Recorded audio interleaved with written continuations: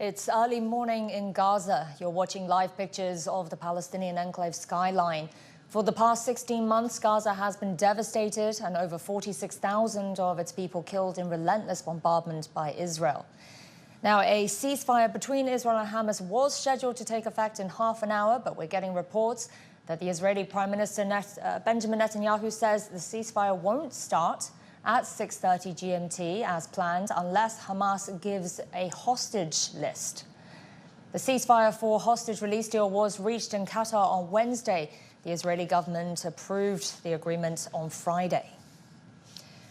The agreement includes 3 stages. The first stage will last 42 days, and during this period, 33 hostages were to be released in exchange for nearly 2,000 Palestinian prisoners and detainees. 3 female hostages are expected to be released today, as was scheduled, in return for 30 prisoners each. A total of 98 hostages are now being held in Gaza. They include women, children, men over 50, and ill and wounded captives. Israel now holds 737 male, female, and teenage prisoners, as well as hundreds of Palestinians from Gaza in detention. Another 2 phases are still in a draft stage. Israel's Prime Minister Netanyahu spoke on the ceasefire on Saturday. Jonathan Regev has more from Tel Aviv. Well, we'll have that report from Jonathan Regev a little later. You are watching our special coverage of that ceasefire that is scheduled to come into effect in Gaza. And I'm Jia Yang in Beijing. So we're 30 minutes away from that initial plan for the ceasefire to take effect. But of course, we'll be monitoring the situation. And we do have our correspondent Rami Al-Maghari joining us now from southern Gaza city of Khan Yunis. And we also have our guests, research fellow Einar Tangen and Professor Wang Jin here with us to provide their insights. Well, let's go to Rami first. Rami, so we have that report from the Israeli Prime Minister is saying that the ceasefire won't go ahead unless Hamas releases a detailed hostage list. Do you have any information, any word from Hamas officials on this? Yes, up to this moment, and the Hamas party has not yet delivered the names of 3 Israeli women hostages in Gaza.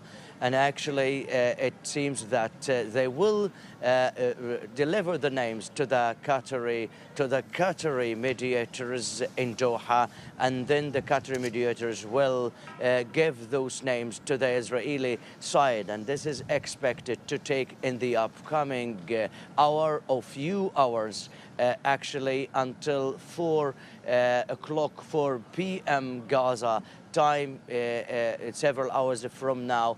This the first release, the first process of the release of hostages will will come into effect at 4 p.m. this today Gaza time, actually in several hours from now, to the Israeli side via the International Committee of the Red Cross.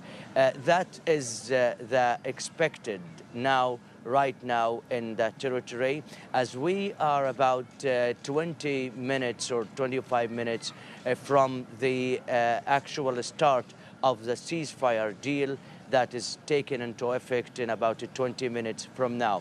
Preparations here on the Gaza Strip are underway at many ways. The Palestinian Authority of Ramallah will have some of its personnel on the Rafah crossing terminal in south of the territory, along with the European officials to receive the aid, the truckloads of aid. About 600 truckloads of aid will enter the Gaza, or expected to enter the Gaza Strip today. Hundreds of them will be distributed on the northern parts of the Gaza Strip. Reports here suggest from Gaza also that preparations are underway in terms of the police force. The Hamas-run police for task force will be deployed in the territory to maintain public order and organize the entry inside the territory of those loads of aids, actually. In terms of the reports about Israeli army deployment in Gaza, it has been reported that the Israeli army has been repositioning its forces in the northern Gaza Strip, in the southern Gaza Strip city of Rafah, mainly near the Rafah Crossing terminal. The Israeli army will be stationed about 1 kilometer away, 1 kilometer deep into the Palestinian territories in the Gaza Strip, particularly in the northern Gaza Strip and to the east of the Gaza Strip. And there was a statement from the Israeli army ordering the population of Gaza not to approach the areas where there are Israeli forces. Actually, that's in a brief the situation for the time being, and this is a very new, different day for the life of Palestinians over the past 15 months. For the first day ever, the people here might not hear bombardments, explosions, might not be grieved for the loss of their beloved ones, friends and neighbors, as the Israeli army actions have almost stopped over the past few hours, and the people hope that this nightmare that they consider as a nightmare will come to an end with a truce deal between Israel and Hamas that will last about 42 days as the first stage, and then will go to other stages if this ceasefire will hold enough for the population here in the Gaza Strip. Rami, you've been bringing us reports Yes, of continued airstrikes by Israel since the deal was announced on Wednesday, and I think the latest was on Saturday evening in Khan Yunis. So when did the strikes let up, and what's the situation right now? Actually, overnight there have been some bombardments by the Israeli army, and reports suggest explosion of homes, detonation of homes in northern Gaza Strip and also in the southern Gaza Strip city of Khan Yunis. In the past several hours, there was some kind of an Israeli action strike in the southern Gaza Strip where a few people were killed. These were the latest, and as you just hinted at, there has been a series of Israeli airstrikes that has claimed the lives of more than 120 Palestinians, including hundreds of and the injury of hundreds of others, as the bombardments have taken place since the ceasefire has been announced in Qatar on Wednesday. And as you said, Gazans are obviously hoping that this ceasefire will hold and they can get some semblance of their life back. What's the plans? What's the mood generally there now? And what are Gazans planning for the next 40-something days as the first phase carries out?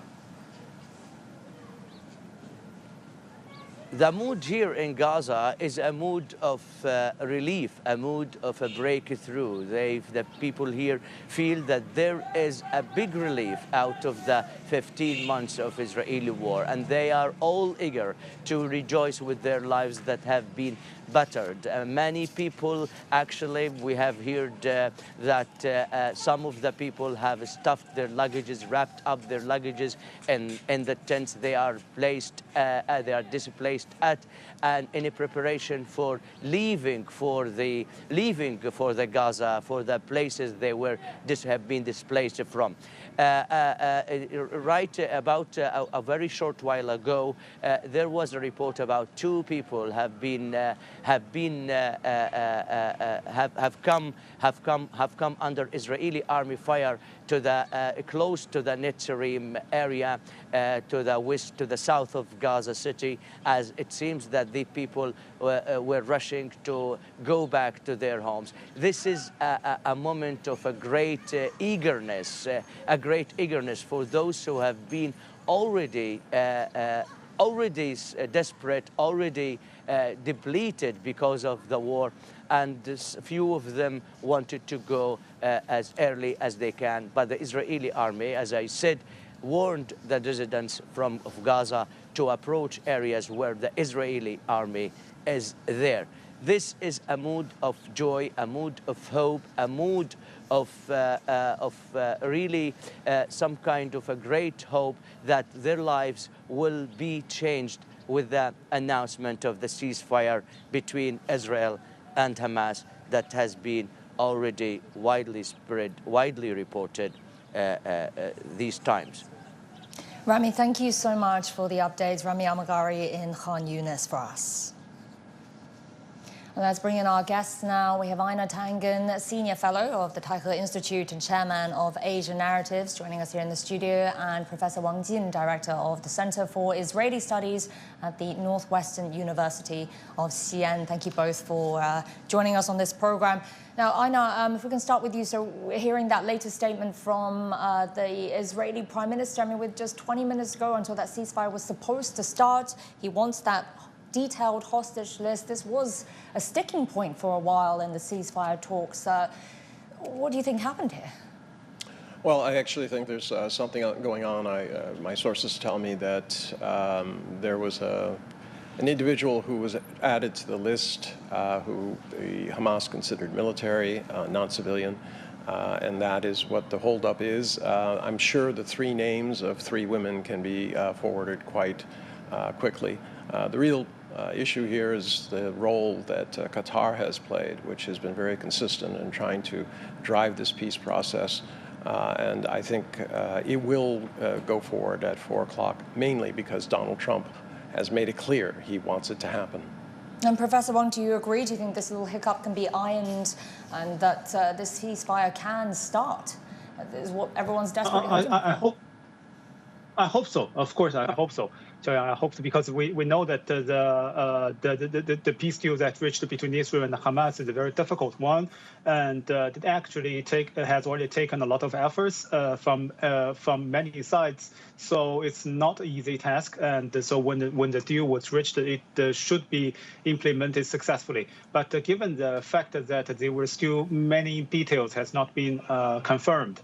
Particularly, we know that the communication channel is not the very direct communication channel between Israel and Hamas, that the information should be transferred from Hamas to Qatar, then to Israel, or from Israel to Qatar, then to Hamas. So actually, it is a very indirect communication channel. And given that many informations that includes a lot of details, and these details might conflict with each other, just as Tangen just mentioned, that how to confirm the identity of different hostages and how to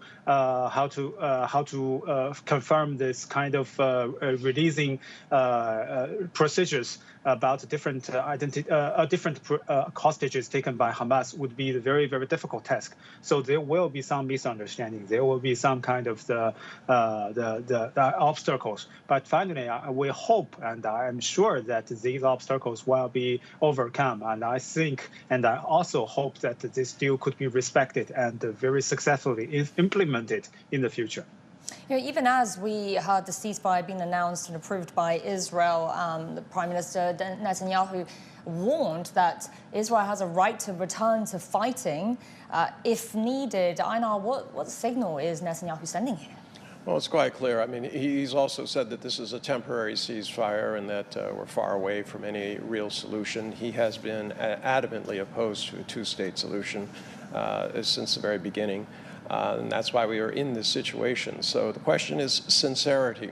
Will the new Trump administration, and he clearly wants to be nominated for the Nobel Peace Prize, is he going to be able to drive this home, or will Netanyahu, in essence, act in bad faith and continue this situation?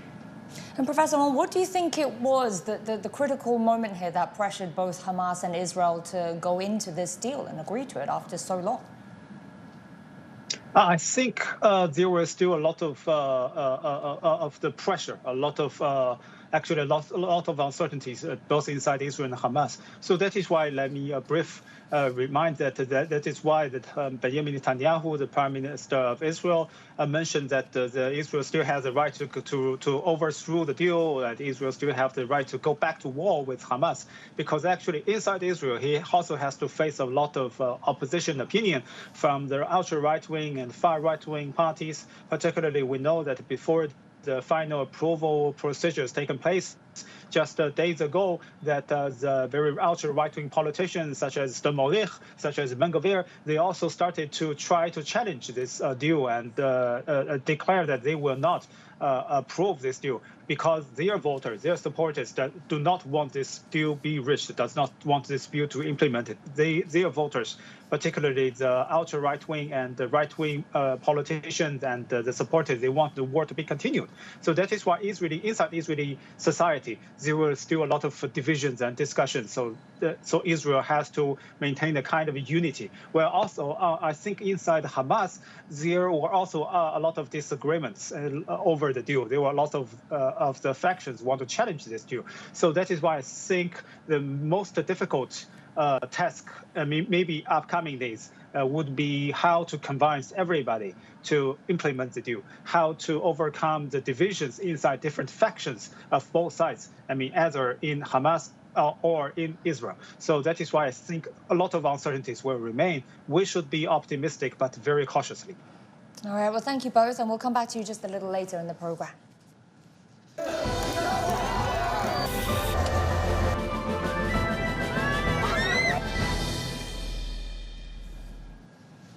Many displaced Palestinians are, of course, desperate for the truce to take effect and to be able to reunite with their families and friends. We have been eagerly waiting for this moment, for life to return to normal, for strikes to stop. We want to visit the markets and public places safely. We hope this ceasefire is real and that we will return to our home in Jabalia and check on our families and friends. I hope we will return to our home and that we will have silence and safety after 16 months. All I wish for is for this extermination to stop, first of all, and for this torrent of blood to stop. It is enough, and they should open the border crossings so that there is movement, so we can travel abroad and get prosthetic limbs. I want to throw away these crutches so I will no longer need them and get a prosthetic limb and stand on my feet again, so I can take care of my daughters and my wife and do everything like before.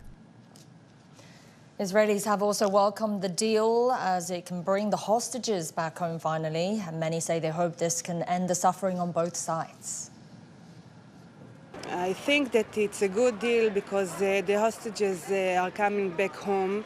We are waiting for them a long time, too much time, and there's also a problem with the deal because I think it can be much earlier, but I'm so glad that they are coming back. We all are waiting for them, and it's a hope for the Israelis.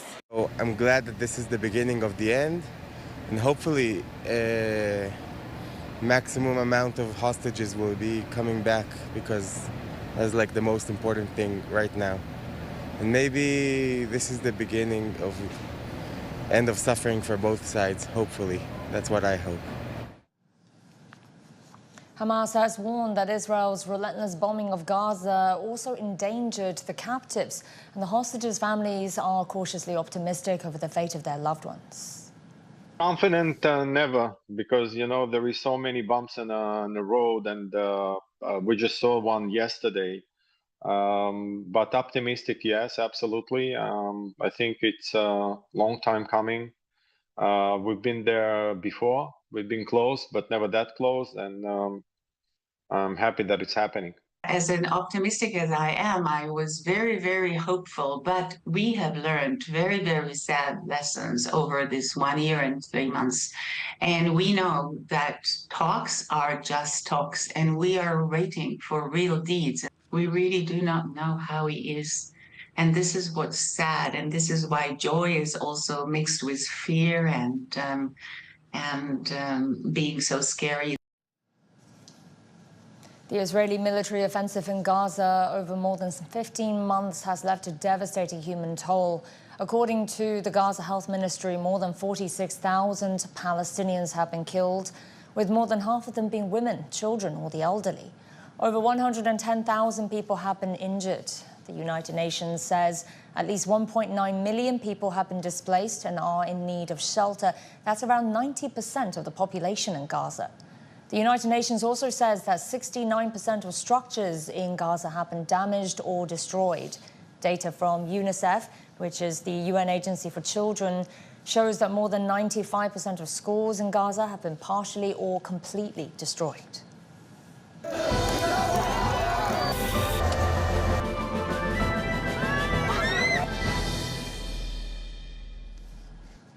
Egypt is getting ready to open its Rafah border crossing to allow the entry of humanitarian aid into Gaza. And trucks carrying humanitarian aid have queued up at the crossing, waiting for the ceasefire to take effect. We've been here in front of the crossing for about 15 days now. Look at the situation here. Everyone is doing their best to help. We thank God for the collective effort. Of course, we were happy when we heard the news. They said 600 vehicles will go through. And now we're joined from northern Egypt by our correspondent Adel Al-Makhrouri. He's in the Ismailia city. Adel, so Netanyahu is saying the ceasefire won't start on time. That's the latest news that we're getting. What have you been seeing on your way to the border? So about the ceasefire time, it has not been officially confirmed by Egypt yet whether the deadline will be pushed a bit for the ceasefire to begin. What we know in terms of political efforts is that a delegation from Israel, from the European Union, United States, Qatar, as well as, of course, an Egyptian intelligence delegation are all gathered in Cairo, the Egyptian capital, as a monitoring committee to overlook the implementation of the ceasefire agreement, the exchange of hostages and Palestinian prisoners, as well as the easing facilities provided for aids and trucks to enter to Gaza. Everyone here is on standby. There is a list of Egyptian cabinet members who are scheduled to visit the Rafah crossing today on Sunday, later in the day. Media delegations are on their way to the Rafah crossing as well. Egypt is trying to make the process as transparent as possible and to get as much global attention to what is going on in the implementation of the ceasefire as possible. There has not been a clear plan about how much aid trucks will be entering into Gaza from the Rafah crossing in Egypt, even if any. But what we know that the earlier plan is that by the end of the first week of the ceasefire, Cairo aims to push for at least 600 trucks daily from its side. And there's a general All right, we'll see if we can get our correspondent Adel Al-Makhrouri back later. That's Adel is at the board in northern Egypt there with the latest on the aid situation. Well, let's go back to our guests now. We have Wang Jin and Einar Tangen joining us. Professor Wang, so, we're already seeing that potentially the implementation of the ceasefire could be met with some difficulties. What would you say are some of the big points here in the ceasefire agreement that could be barriers? I think maybe the biggest barrier would be how to monitor the implementation of the deal, because we know that the implementation of the deal requires very coordinated activities of both Israel and Hamas. Because when Israel started to release the Palestinian prisoners and the withdrawal forces, and then in the exchange of Hamas of release of the hostages, Israeli hostages. So that's why how to coordinate the different steps, how to coordinate the different arrangements that related to different departments and different countries of both sides would be very crucial. But the problem is that, as we always stress, that there was no direct communication channel between Israel and Hamas, because Israel defines Hamas as so-called terrorist group, while Hamas defines Israel as so-called illegal existence or so-called Zionist regime, or Zionist so-called authority. So that is why they have to communicate with the third party, and then the third party have to send a message. But then the third party, regardless of Qatar or Egypt, they do not have the complementary compulsory capability to enforce the implementation process of the deal. So that makes the things very difficult, because then everything that how to implement the deal should be dependent upon the self activities of Israel and Hamas without the direct channels of communication. So that is why I think the biggest barrier would be how to avoid this kind of the misunderstanding resulted from the very complicated mechanism, and how to maintain the cooperation move it forward without the intervention of the other sides would be very, very critical in the upcoming days. I know. So this agreement, the ceasefire, has very much been described as temporary, and if we're looking a little bit more long term, this two-state solution, is this still a reality here? Well, one of the problems is that Gaza has been laid waste. All the hospitals, schools, as you've heard, have been basically knocked down. There is no water or sewer system. Electricity is gone. So what are you returning to? And this is the real question. How can you go back to something where you can't possibly live? So they were talking about reconstruction as part of the future phase. It's good that they're stopping the killing, hopefully. But, as Hamas is still there, Israel is still there. The conflict seems like it is intractable.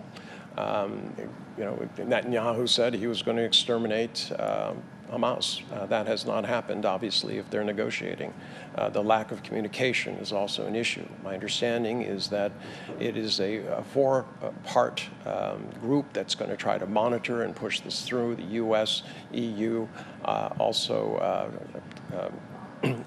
Qatar and Egypt. Hopefully they have enough manpower to make sure that there aren't excuses to go back to war, but we're not certain of that. My heart goes out to what we've seen, the people who are suffering because of this, because of Hamas's terrorist act and because of Israel's inhuman actions against the Palestinian people. Let's put them much more in the front of our mind. Professor Wang, so Netanyahu said, though, that he considers this military operation a success, and said that Israel has changed the face of the region. What has changed after 15 months? I think a lot of things has changed, because from Israeli side, I think the psychological feeling or some regional countries over their psychological feelings, including Israel, has already totally or very seriously transformed. Because before the war, I think from Israeli perspective, they believe that their frontiers with Gaza Strip was very safe, and nobody could break the frontier and violated the situation inside Israeli own territories. But then many things changed, and then nobody has already expected that war could last for such a long time, maybe 2 months, maybe 3 months, maybe half a year. But then what we have known that the war has already lasted for more than 15 years, more than 15 months. I'm sorry, more than 15 months. So that's why everybody feels unsafe. Everybody feels more sensitive psychologically in this region. That when some states hope to work for peace, and the mechanism, the regional mechanism and the international mechanism did not work for quite a long time. So everyone should reconsider, whether the international existing mechanism function, and how this international community could do better than the existing mechanism of the international community. So that's why I think psychologically many things has already changed. Right, and that ceasefire was supposed to start really very soon, but unfortunately we are seeing that delay as they're waiting to iron out some of the final details of the agreement. And as Einar said there, I guess right now it should be the people that should be put on the forefront of our minds. Well, we'll definitely keep monitoring the situation. I want to say thank you to both our guests, Einar Tangen and Professor Wang Jin. Appreciate your insights, and we'll leave our special coverage here, but do stay with CGTN. We'll have more on the developments from the Middle East.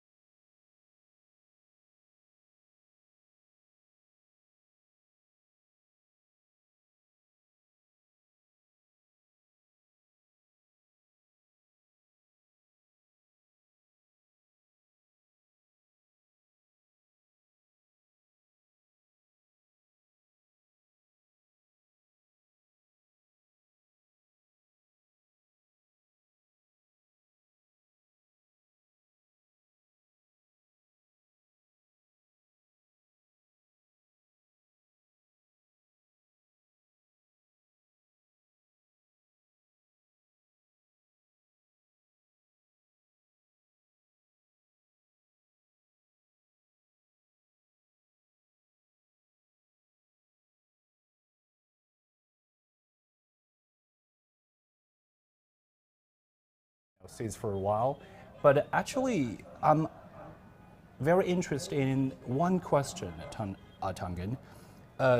Even we have seen this deal taking, months after President Biden proposed, like back in May. He said that this is similar to what he proposed back then. But after those months, why we are here? Why we have this kind of strike? We were striking a deal. Finally, just days ahead of the, President-elect Trump. Well, quite frankly, it's because of Donald Trump. He's not a president that I particularly care for. But the fact is that he has made it clear to Netanyahu that he wants to get the Nobel Peace Prize, and that he said categorically there has to be peace in Gaza before my inauguration. Inauguration is tomorrow. He's made it very clear to Netanyahu, quote, all hell will break loose. Everyone assumed that that was aimed at Hamas, but the fact is it was aimed at all parties. He was not going to take no from Netanyahu. They have a relationship. Apparently it's very frank.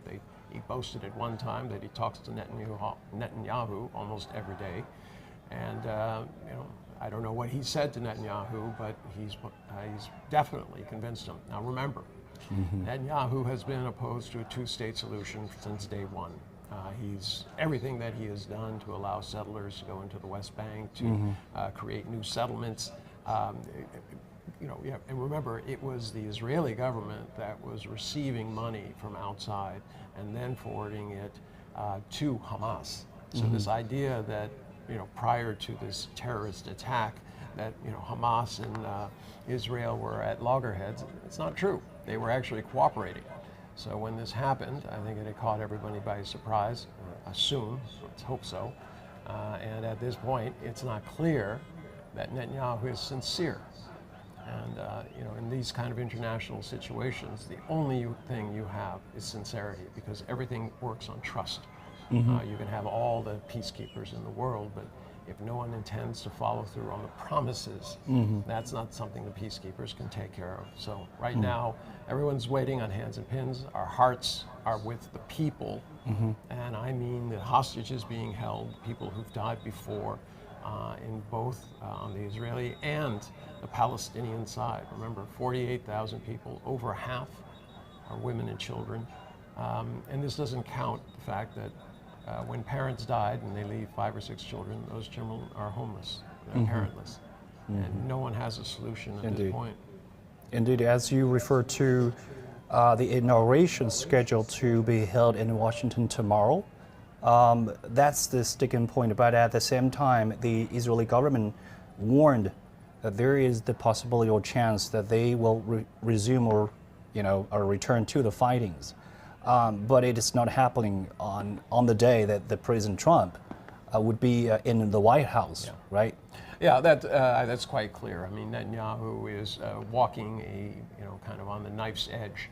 One side, he has the ultra-right side. Ben-Gvir has said that he's going to resign from the government if this truce goes forward.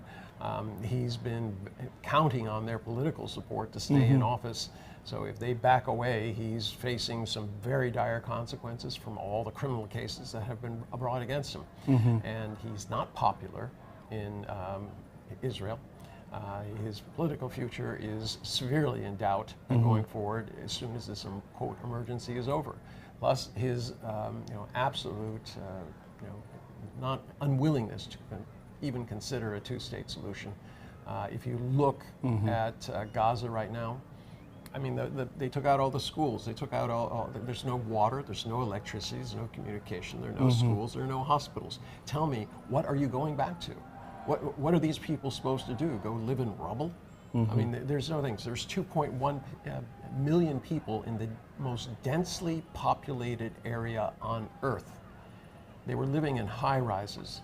Those have been reduced to rubble. You see the picture here, and it looks like, oh, that's okay. It looks like the stalls and people selling fruit and things like that, and people just the market around. that just look as. But that is not the reality of Gaza. The reality of Gaza is in the north, where everything's been bombed flat, where you only have rubble. where you have children and dogs eating, not children, but dogs eating bodies and things like this. This is a horrific crime, and it will be remembered throughout history. This is not over with. The judgment of history is going to be extremely severe on the Biden administration and on Hamas, as well as the Israeli government. Okay, so as you said, the timing is actually a little bit tricky, but at the same time, the Hamas group has confirmed that they will stick to the commitment, that they will respect the deal. But at the same time, we know that the hostage names, due to what they say, the technical field reasons, that they haven't given to the Qatari representative, who will just transfer that to the Prime Minister. It's identifications. It's not just names. They're saying, okay, you say these people are coming. We need to know it's those people. All right? And of course, when you don't have direct communication, they refuse to talk to each other directly. So they're going through Qatar. You can make up anything you want to delay it. Yeah. From what I know, not personally, but through sources, the issue was that our government, to be unnamed, requested the release of one particular individual whom Hamas considered to be a military, and that they said, no, we're not going to do that. That will be later on. This first time is women and children, people who are sick. So when that didn't go through, all of a sudden the names. I mean, if there was a name issue, think logically, this would have played out days ago when they were negotiating these things, and they went through the lists. So, as I said, this looks more like pretext. But in the end, tomorrow I would expect that for Donald Trump, Netanyahu is not going to be firing any bullets. The day after, who knows? Okay. So, as you also mentioned, for our audience's knowledge, there were about 251 captives. The Hamas arrested from the Israeli soil back in October 7th, 2023. And then now about 100 captives still remain. And what we are talking about is 3 women who could be on the list. And of course, the soldiers, or if, as Tangan said, if any individual is related with military, could be very valuable to Hamas, because one soldier could be in exchange for Hamas former leader Sinwar decades ago. So that's the reason why they're seeking one individual that could be. I mean, this is the terrible thing, is that you have leaders on both sides who are not heroes, all right? And what are they doing? They're playing with people's lives. Even since the ceasefire was announced, all right, over 120 people have been killed, and bombings by Israeli jets, direct attacks on individuals. Israel says, "Oh, they got too close to us." Well, they're in Gaza. How they can be too close to you if you're in Gaza? No, we're still occupying it. The issue is, this is all wrong, and people are suffering. And unfortunately, the people who are responsible are playing games with each other, and that is absolutely horrific. Okay, as we also received some news from our correspondent Jonathan in Tel Aviv, and he said that just now the ceasefire would not go into effect until Hamas provides the names, as we talked about. For our audience's understanding, we have the 3-phased ceasefire deal. I just wanted to talk about the first phase in stage 1, and it could be lasting 6 weeks, I think, 2 weeks after the start. They will just consider about the negotiations for the following stages. And in return, actually, Israel will free 50 Palestinian prisoners in exchange for the 33 Israeli captives, women, children, and men over 50. So that's the primary situation on the ground. I'm just also wondering why. Why the Biden's advice in the very beginning failed? They didn't have credibility. I mean, how many times did Blinken go to Israel? I mean, he was there once, twice a week, but he had no impact. He was unable to convince Netanyahu that he had to go to the table, and Netanyahu said, no, we're going to destroy Hamas. Well, here we are. Has Hamas been destroyed? No, they're negotiating on the other side, right? We know that they have not achieved their objectives. So what is the difference? Unfortunately, it's Donald Trump threatening to let all hell break loose. Donald Trump is not ideological. He has said he's going to stand absolutely with Israel. He has not condemned the bombings or anything like that. Yet, through smart media savvy, he actually got the majority of Palestinians to actually vote for him. In the last, those who voted for him, and large majority of numbers versus Kamala, because there was frustration with the fact that Biden was, double speaking. He was saying, oh yes, I want peace, but Israel has to defend itself. Well, I don't see anybody defending themselves against helpless women and children by killing them. We were supplying bombs. I'm an American. We were arms. A couple of times we said, well, we're not going to give you 2,000-pound old tech bombs because that would be indiscriminate. In a recent conversation, which has been put out there, Biden made it clear that he understood that they were carpet bombing, that they weren't particular targets, Hamas. No, we're just going to take out the whole neighborhood. And you can see that plainly. All right? True. So, yeah, the U.S. was implicated. So they couldn't vote for them, so they voted for Donald Trump. But Donald Trump has made it clear he has his own goals. They're not ideological, as I said. It's just simply, I want to make America great again. I want to get the Nobel Peace Prize, all of these things. Okay. Last question, because we understand for the second phase, actually, we will have the remaining living captives to be released if the implementation goes well. And then third, even we have those bodies that time had been spent for those politics, they could send those bodies to Israel. And then, of course, the Israeli military promised to withdraw completely from the Gaza Strip.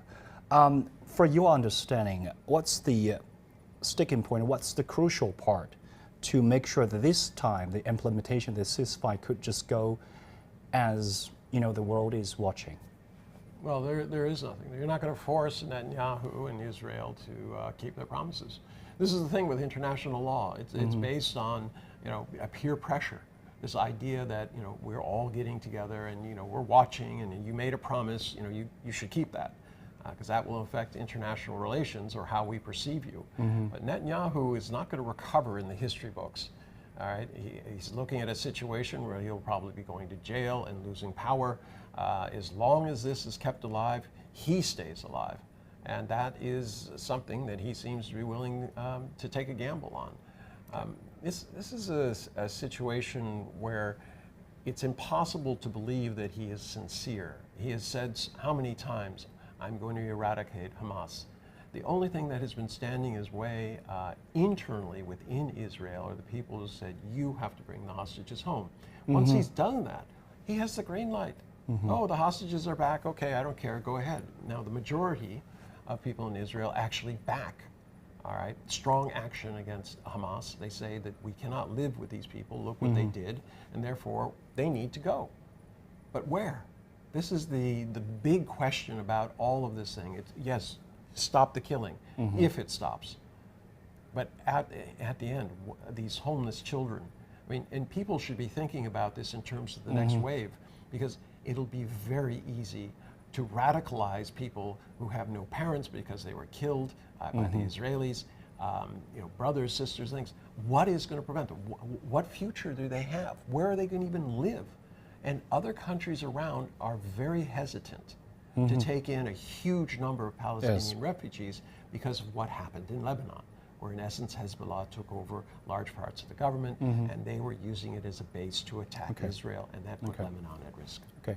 So yeah, the humanitarian crisis still the problem in Gaza. Thank you so much, Anna Tongan, the senior fellow at the Tango Institute. We will continue our discussions on the ceasefire deal between Hamas and Israel, and stay tuned. Thanks so much for your time and insights. Sure, anytime. I have your WeChat, so I'll just remind you.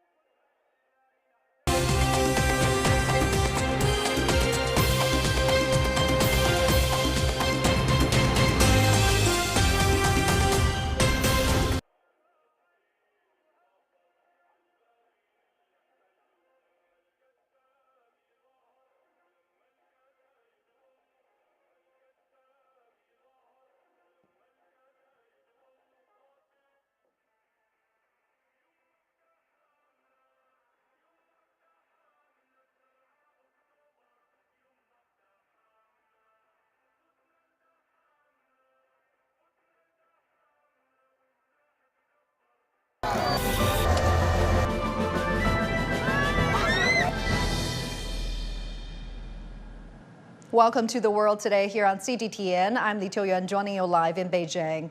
Our top story this hour, the Israel's government has said that its military would not stop fighting in Gaza, despite a ceasefire with Hamas scheduled to take effect. Israeli Prime Minister Benjamin Netanyahu has blamed Hamas for failing to provide a list of hostages to be released. Hamas has affirmed its commitment to the ceasefire, saying the delay in disclosing the names of hostages to be released was due to, quote, technical field reasons. The ceasefire deal that was reached earlier this week between Israel and Hamas was due to take effect at 6:30 GMT, and that's about half an hour ago. Meantime, Israeli attacks on Gaza continues. Palestinian health officials said an airstrike on the southern city of Han Yunis killed a family of 4, including 2 children. Listen. She was killed, along with her husband and children, with only hours to go before the ceasefire takes effect. Why are the people still getting killed? The airstrike happened in the early hours of Saturday, and the children were aged 2 and 7 years old. Gaza's health ministry says that since Wednesday, when the ceasefire deal was reached, Israeli airstrikes have killed at least 139 Palestinians and wounded over 350 others. Palestinians who left Gaza during the conflict have mixed feelings about the ceasefire. Our correspondent Noor Harazin is currently in Cairo after evacuating the enclave in April last year. She shared with us her thoughts on the truce. Who is not happy about the news of a ceasefire between Israel and Hamas after 467 days of war in Gaza? I think us, the people of Gaza, are very happy because at least the killing will stop. We have been eagerly waiting for this moment, for life to return to normal, for strikes to stop. We want to visit the markets and public places safely. We hope this ceasefire is real and that we will return to our home in Jabalia and check on our families and friends.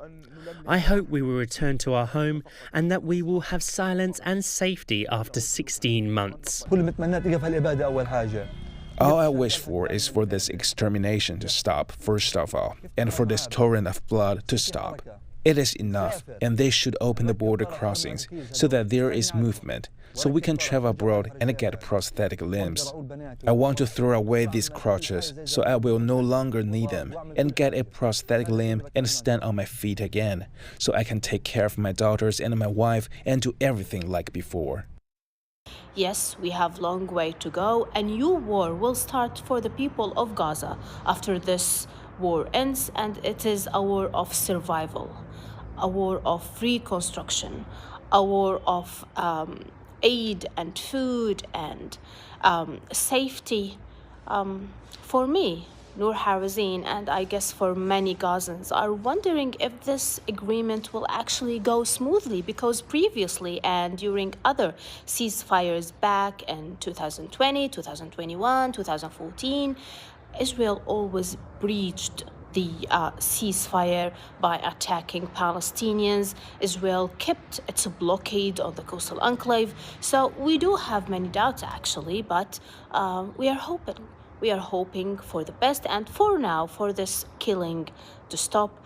And I am thinking about one thing, which is going back to Gaza. Me and many Palestinians who are now stuck outside of Gaza, we are thinking about one only thing: going back to our homeland. Let me now bring in our correspondent Michal Bardavid in Tel Aviv. Good to have you with us this hour, Michal. Now, Israel's Netanyahu says the ceasefire won't start unless Hamas gives the list of hostages to be freed. What more can you tell us about this? Well, this is very important for the Israeli government. This was part of the agreement. They were supposed to release the names of the 3 hostages that are expected to be released in Gaza for Israel 24 hours before the ceasefire is supposed to take place. So they haven't done that. Hamas has stated that they are having a technical issue, and that's why they haven't released these names. According to the Israeli government, this is already a violation of the agreement by Hamas. So it's a very important sign. They're taking it as a sign that Hamas might not fully adhere. They're taking it as a violation of the agreement, which is very important for the Israeli government. It's a very sensitive agreement that Israel and Hamas have signed. It's supposed to take, the first phase is supposed to last 6 weeks, and just on the 16th day of this first phase, they're supposed to start negotiations for the second phase. And that's where it's going to be very critical. It's going to go day by day. It's going to be very delicate that both sides adhere to the ceasefire. And already Israel is saying if they don't, Israel is taking as a sign that if Hamas doesn't agree, doesn't commit to the agreement in the beginning, then how is it going to continue the agreement day by day, adhering to the commitments it has already made? So it's a very important situation. It's very sensitive. They are waiting for these 3 names. It's very important for the hostage families to know which 3 hostages will be released today. And so I think if we don't get these names, we won't see the ceasefire starting today. It's very, very important that both sides adhere to the commitments they have made already. And if they don't do every step that they have committed to, then we can't see the implementation of the ceasefire today happening. And thousands of people in Israel have been demonstrating either in support or against the ceasefire and hostage release deal. What points are each side making? Well, there are 2 sides to the ceasefire agreement, as you said. Those who are supporting the ceasefire agreement, the hostage families, the hostage relatives here are saying that we should stop the fighting immediately. The ceasefire agreement should be implemented fully. They are calling on the Israeli government to fully adhere to the commitment that they have made for the ceasefire agreement, that each day matters for those who are in captivity. Right now, we are expecting 33 hostages to be released in this first phase of the agreement for Israel. And they are saying that they shouldn't even wait for 16 days to start negotiating for the second part. They're saying that Israel should start negotiating as soon as possible because every day counts for those who are in captivity. And they are also saying that this agreement is very similar to the one that the Biden administration had actually presented back in May. And since May, 8 more hostages died during captivity. So they're saying they lost months for these hostages. They lost their lives. And every day that these agreements are not implemented, they don't go forward, that it puts the lives of those those hostages at risk. For those who are against the ceasefire agreement, what their main concern is that the Palestinians that Israel is going to release, about 1,900 of them, they include those who have carried out terrorist attacks in Israel, that they have killed Israelis before. So it's not just the number of Palestinians that are being released right now that is concerning for them, but also who they are is also something that they are concerned with, because they're saying that these people who are being released, they're saying that they killed Israelis before, and that is also putting Israeli lives at risks in the future because they might carry out more terrorist attacks in the future. So they are against the ceasefire agreement, and they are saying that Israel should not make a deal to release these many Palestinians in return for these hostages. Those are the 2 different points. All right, Michal, thank you so much for the latest. Michal Bardabit live for us in Tel Aviv.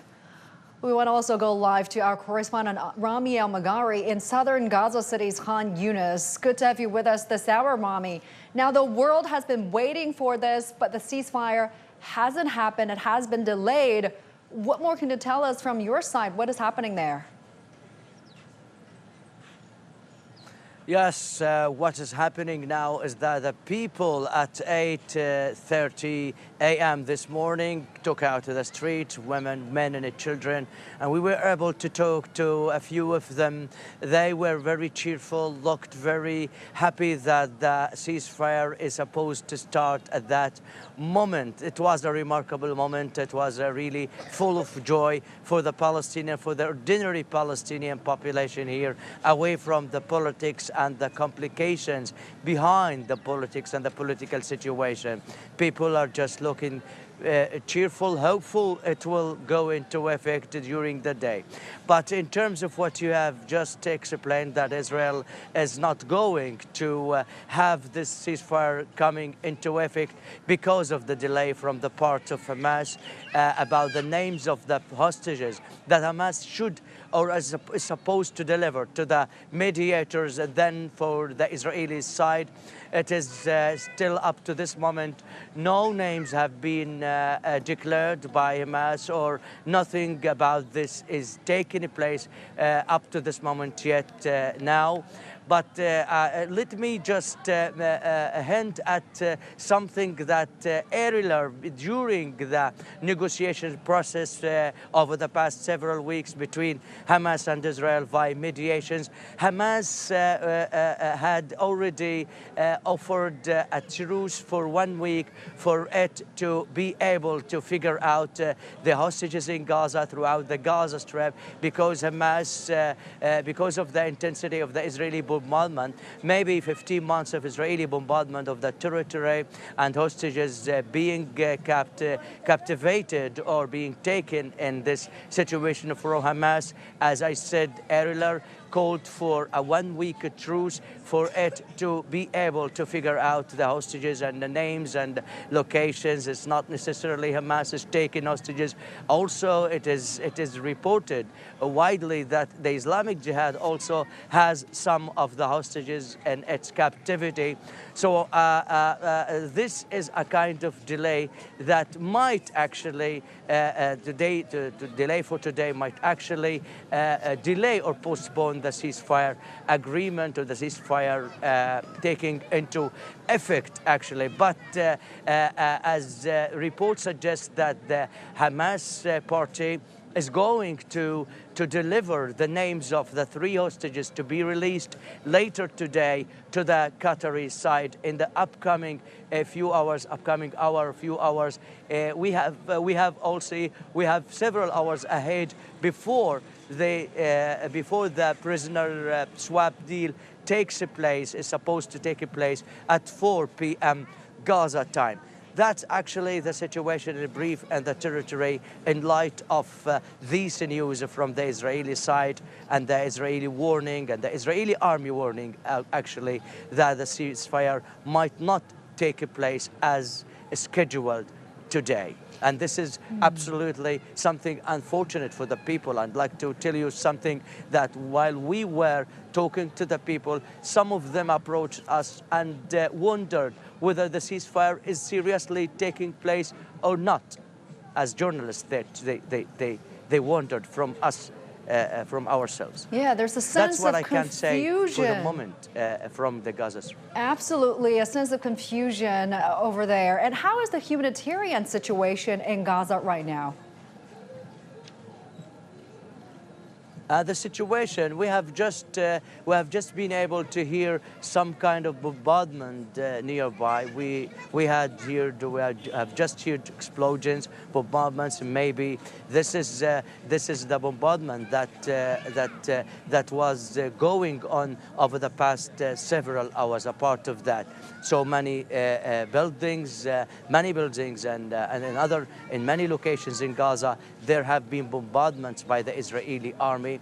And still, the fire might be still going on in the territory in this hour. It is a very precarious situation, very weak one, very fragile. I think it is fragile situation, fragile moment where no one can predict when things will go in the upcoming hours. And the people just hope that the ceasefire takes into effect and Hamas can bring the names of the hostages to the attention of the mediators, mainly Qatari and Egyptian ones. Yeah, we're all waiting for that to happen. Thank you very much. We'll be keeping a close eye on this. Stay in touch. Rami Elmagari, live for Erez and Han Yunis. Take care. Let's put into perspective of things. We're now joined by our guest, Nicholas Jones, Communications Coordinator for Middle East Crisis at the International Federation of Red Cross and Red Crescent Societies. Great to have you on the program. Thank you so much for taking the time talking to us. Now, how would you assess the severity of the humanitarian situation in Gaza? I think, as your correspondent just rightly outlined in his report from the south, bombardments are ongoing. The situation remains catastrophic for the people of Gaza. And the situation today is no different from the situation yesterday and for the preceding 15 months. You know, people are living in constant fear, and they're living without even the most basic of supplies. So 9 out of 10 people in Gaza rely on humanitarian support. They're not able to access that support right now. We're not able to bring in the level of support and aid and emergency supplies that we wish we were able to do. Our colleagues at the Palestine Red Crescent Society in Gaza are working to provide emergency healthcare. They have ambulances, they have paramedics, and they're doing what they can to meet the immediate emergency needs of people who've been wounded or who are injured. But in general, the situation there is dire. People are living in makeshift tents, in the rubble. And we've also seen in recent weeks not only the fear of attacks and the constant violence, but also the weather. We've seen flooding in some of those makeshift camps, which means the little that people have in terms of shelter and their own belongings has been washed away and destroyed as well. And from your observation, what are the most pressing issues facing the people of Gaza now as we speak? It's very difficult to say what is the most pressing when in a situation like this, people have lost everything and are unable to access even the most basic of support. But what we do know is that people need food. There is massive food insecurity and a risk of famine in Gaza. People need shelter. They have nowhere to live, and there is no safe place in Gaza. I think that's one of the most important things to underline, that until there is a ceasefire and until there is lasting peace, there is no safety in Gaza for families, for children, for anybody. People really need to be able to access healthcare. We are waiting to be able to transport more medical supplies and medicines in. You know, the reality in Gaza is that there is no electricity, there is no clean water, there is no power, there are no roads. This basic infrastructure has been damaged and eroded over the last 15 months. And so the challenge faced to the people is huge. And the challenge faced to us in order to be able to support them is also massive. But we're preparing in the advent of the ceasefire coming into effect that we will be able to work with Palestine Red Crescent and bring in even more aid to the people who need it the most. And what seem to be the major obstacles for humanitarian aid to enter Gaza? It's a good question. I mean, the borders have been restricted in their access to the north and to the south of Gaza since the last months. It's been very difficult for aid from any organisation, including the International Federation of Red Cross and Red Crescent, to transport emergency supplies in. So the borders have been largely closed and heavily restricted. The Rafah border, which is a crossing from Egypt, is one of the main kind of critical arteries for the transference of aid into Gaza, and that has been closed since May last year. We hope that with the advent of a ceasefire agreement, that there will be greater access for us, and so that transportation of goods will be able to happen from those border points in Egypt and in Jordan. But we don't know exactly what the next few hours or days or weeks will bring in terms of access. But what we hope is that it will improve for us. And we've been calling from that as the International Federation of Red Cross and Red Crescent since the beginning, because if we can't access and we can't transfer much needed supplies to the people, then we can't provide the life-saving support that we are mandated to provide. There are other challenges connected as well to the situation in Gaza, because if access is improved, what we are then contending with on the other side within Gaza is, like I mentioned earlier, the damage to the infrastructure. Warehouses where you would normally store supplies have been destroyed and damaged. Roads that you use to transport in aid have been destroyed and damaged, and the needs are completely overwhelming. So you can imagine that there is a lot for us in the whole humanitarian sector to navigate here. But we are coordinating all together in order that we can try to meet some of these challenges and overcome them to provide the best level of support we can for the people in Gaza. And as the aid work progresses, is there any discussion on how the rescue strategy can be adjusted to meet long-term needs for the people in Gaza?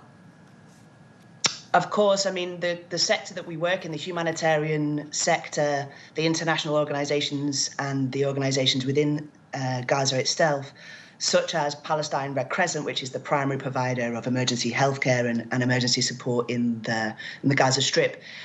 We are trying our best to plan for the different scenarios that could unfold. But I think, as your correspondent outlined earlier also, no one knows exactly what is going to happen in the next coming days and weeks and even months. What we do know is that the needs in Gaza of the people are huge and overwhelming, and the people will need long-term support. This is in terms of just rebuilding the infrastructure. Everything has been destroyed to some extent or damaged. The process here will be long. And one thing just to touch upon quickly is not only the physical needs that you can go to Gaza and you could see, but also the mental and the psychological wounds for the people who've been trying to survive in this situation. Those are the problems that cannot be overlooked. Thank you so much for taking the time talking to us, Ms. Jones. That's Ms. Nicola Jones talking to us live there. Appreciate your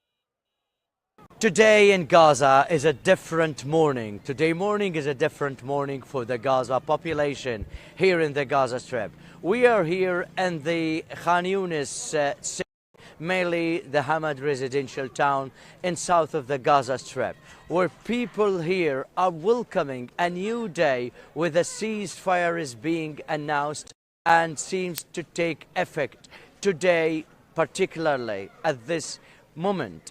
Yes, the ceasefire is taken into effect in the Gaza Strip, and people are very hopeful that this will bring an end to their suffering. They have been bearing it a brunt for the past 15 months.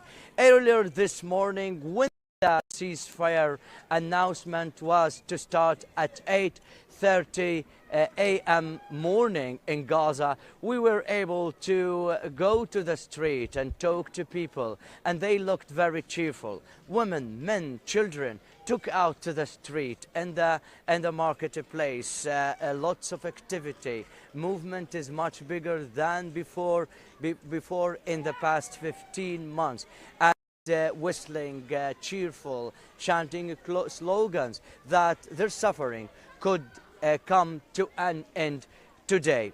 This is the scene, and you might see here on the camera right here this queue of people who are this queue of people who are just trying to get some gas canisters. This scene was not before the war, but during the war, this key, along with many keys, key for gas canisters, a key for food, a key for some water, these keys have been spread over the Gaza Strip in the past 15 months, and this scene is not similar, is not actually usual for the people, and they hope that they will be able to rejoice with a normal life that they have been having before the war broke out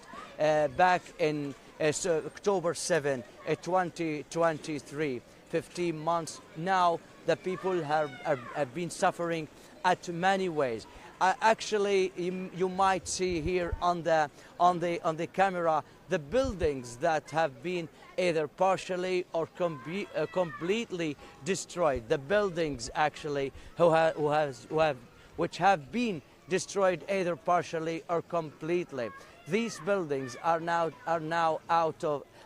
empty of its residents who used to live and have a normal life inside them.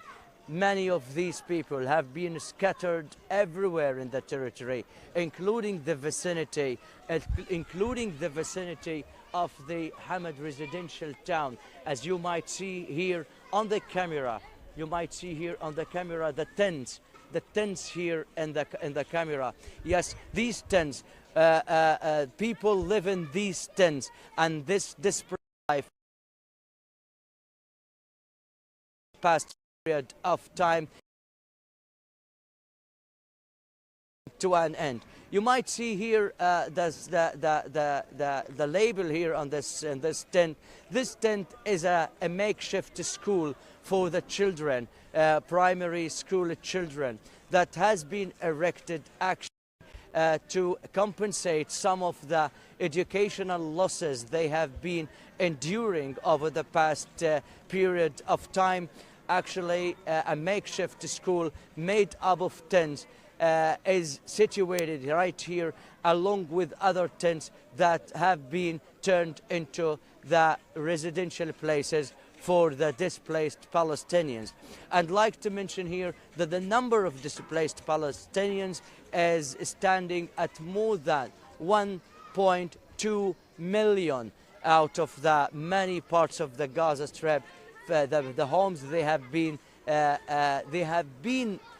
forced out from during the Israeli war, in both the Gaza City, northern Gaza Strip, and also some parts of the southern Gaza Strip, mainly in Khan Yunis and Rafah.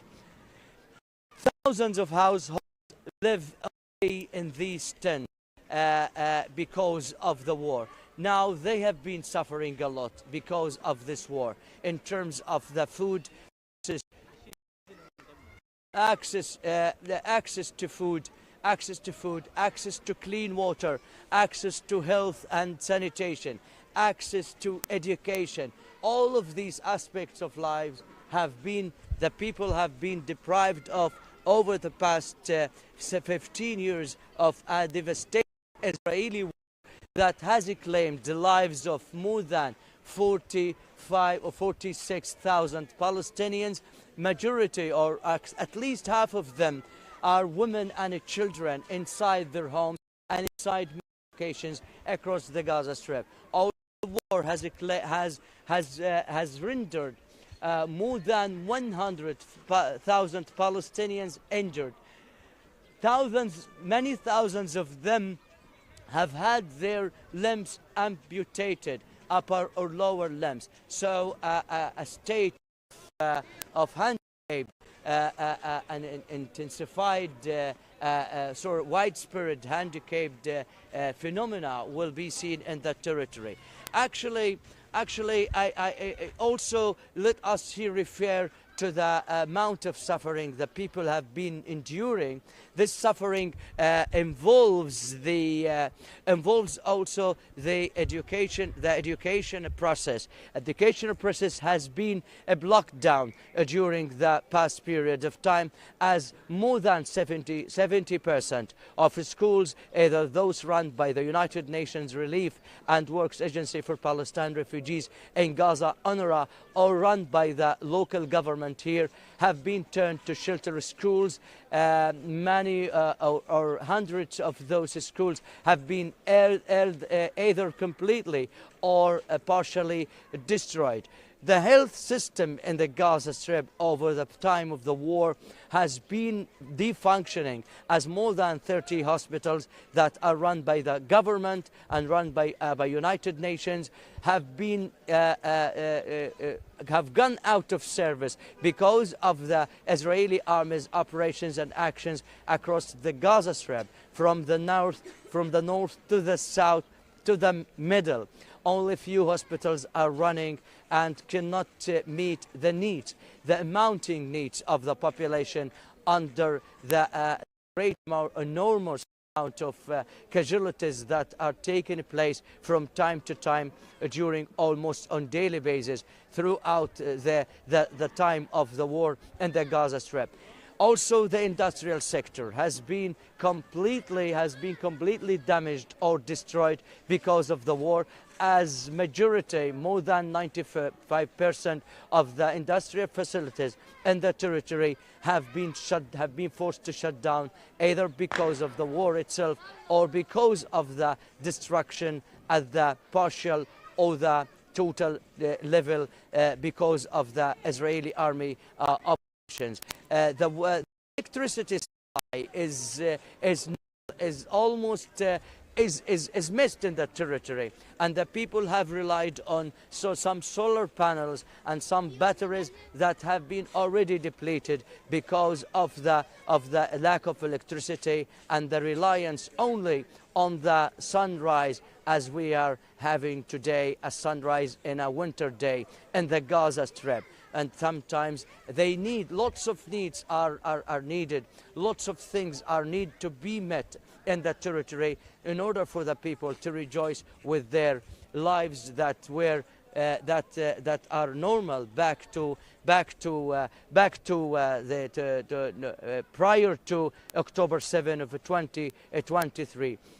In terms of the return of the displaced Palestinians actually to their hometowns, to their homes and places in different parts of Gaza, it seems that they will not be able to return back immediately to these homes unless they're even only after 7 days after the truce takes into effect today, maybe next week. They will start to gradually return back to their homes or walking on foot and then riding vehicles towards their places, and in a gradual matter. Actually, lots of suffering has been has been enduring here in the territory, and the suffering of the restrictions of the borders have been in place in Gaza for the past period of time.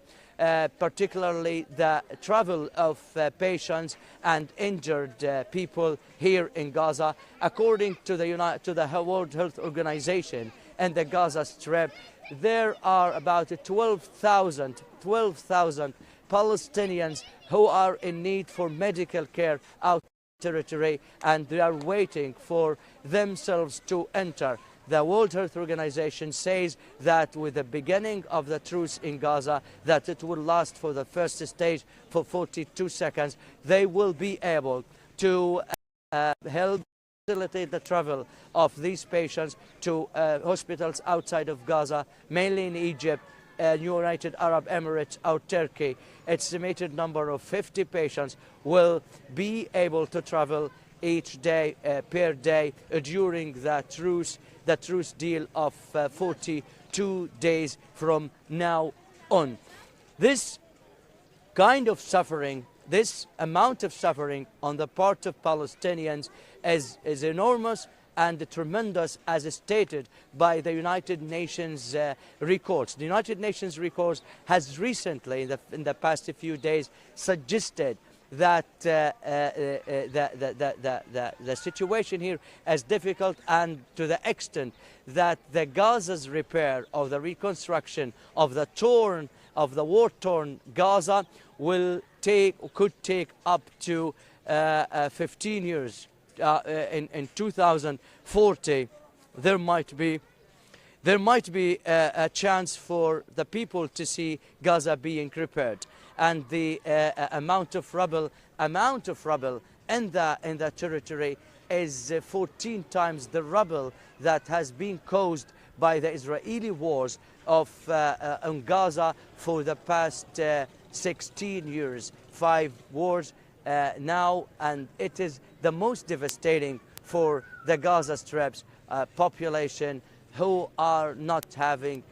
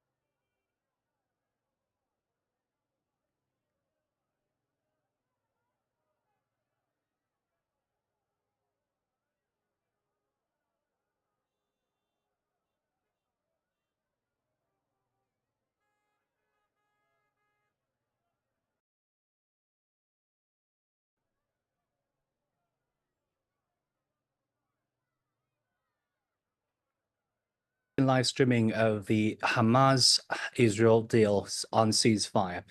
As we know that the ceasefire deal has been delayed, unfortunately, due to what Netanyahu blames, that the Israeli side sees the delay of the transfer of the list on the hostage names to the Israeli side. But at the same time, we are hearing the reports from AFP and some other media outlets saying that the Hamas leaders would say they are giving the list to the Qatari, the mediator for this ceasefire deal, anytime. But anyway, the ceasefire actually took effect around 6:30 GMT. It's already past half an hour, but we're focusing on if the deal could be going smoothly in the following phase, as we know that we have the three-phase deal that the brokered by the U.S., Qatari, and also Egyptian representatives.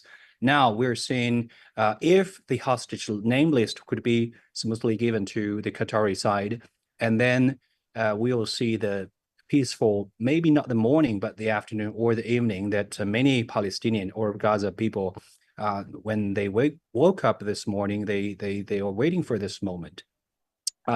So now joining me in further discussion about the situation is Director Wanjing Center for Israel Studies at the Northwestern University, China. Welcome, Professor Wang. Thanks for having me, Joe. So we know there could be the hiccup, but it happens in this way, that the Hamas side said this is due to the technical field reasons. What is your interpretation of that? I think that is a kind of something that would happen, unavoidable, because actually we know that it is a kind of the starting process of the implementation of the deal.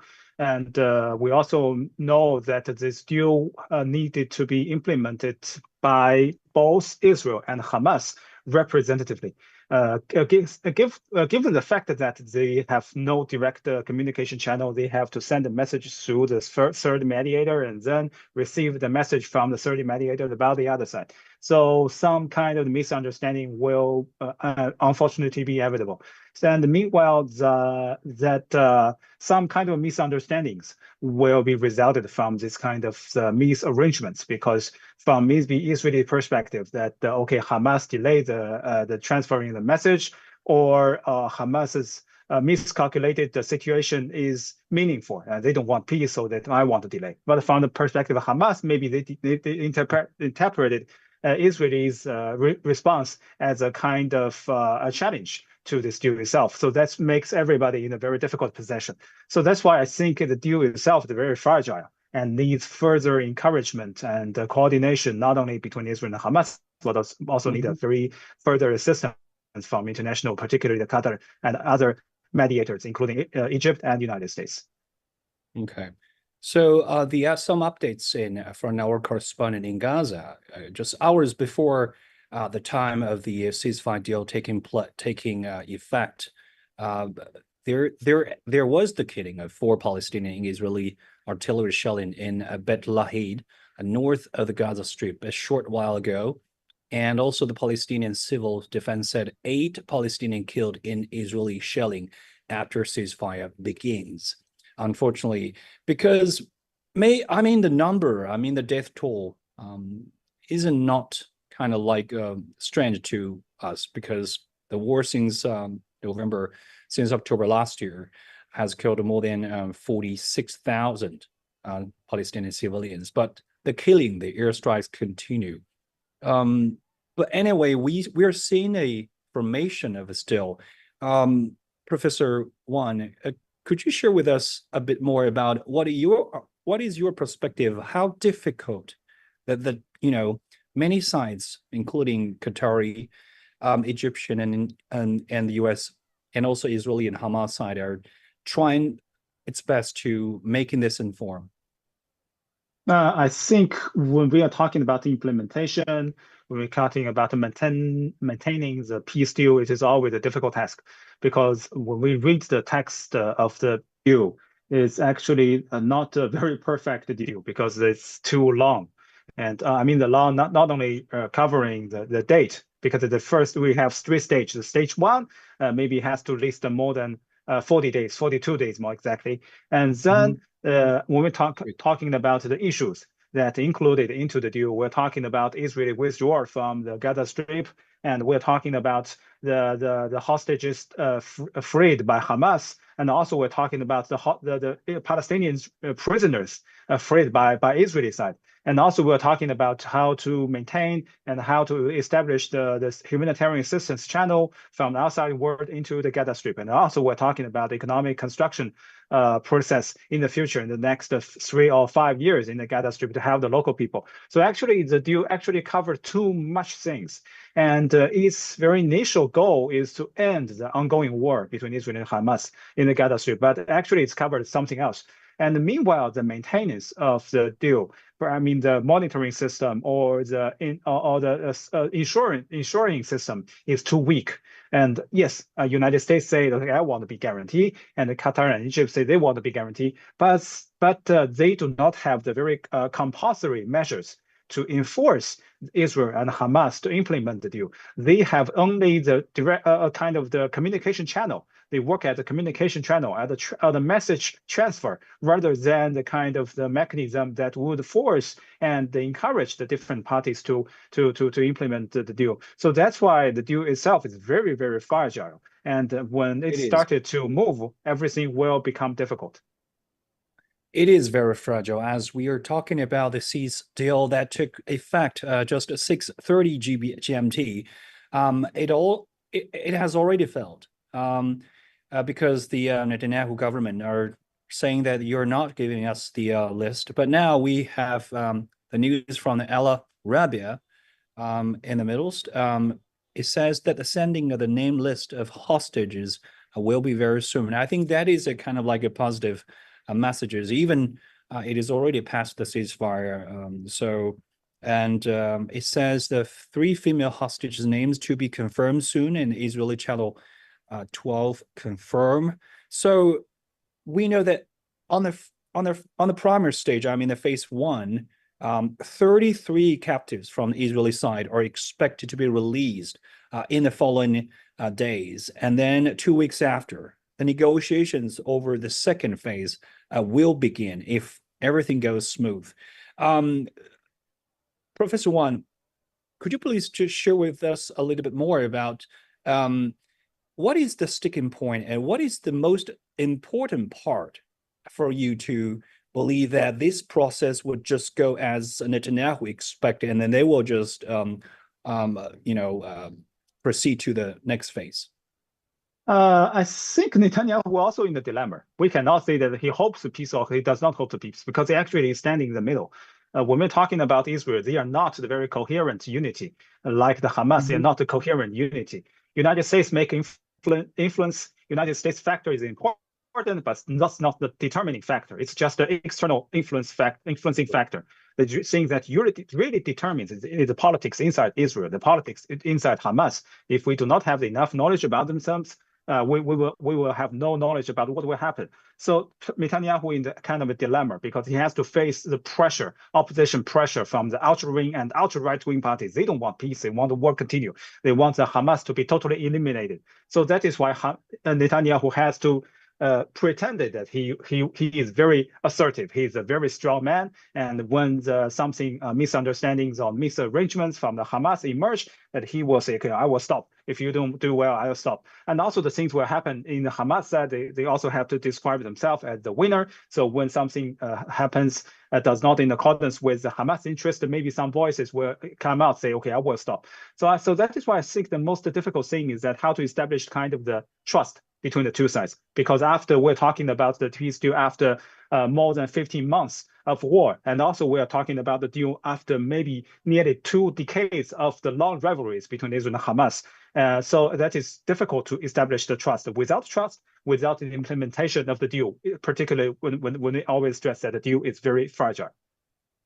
Okay, so when we're talking about Hamas-Israel deal, we cannot just isolate the political elements here, both in Palestine and Israel. You were talking about, Palestinian government in which that Netanyahu is also faced oppositions, because after on last week, or we see before the deal was stricken, actually they had the vote, and there was also the resignation of some other political members. So now the right-wing government led by Netanyahu has been, I would say, holding an upper hand. But on the other side, for the Palestinian, political parties, we understand that when we enter the second phase, if possible, that the complete withdrawal from the Israeli side would be seen. I'm also wondering if the Israeli military would just commit to withdrawing from the Gaza Strip, and then what could be the next step for the Palestinian, or I mean for the Rwanda authorities, for the Palestinian authorities? I think it's also something that we don't know. Let's be frank, we don't know what will happen next. We hope that the peace could come back. The kind of the coordinated activities between particularly the Palestinian different factions will be organized.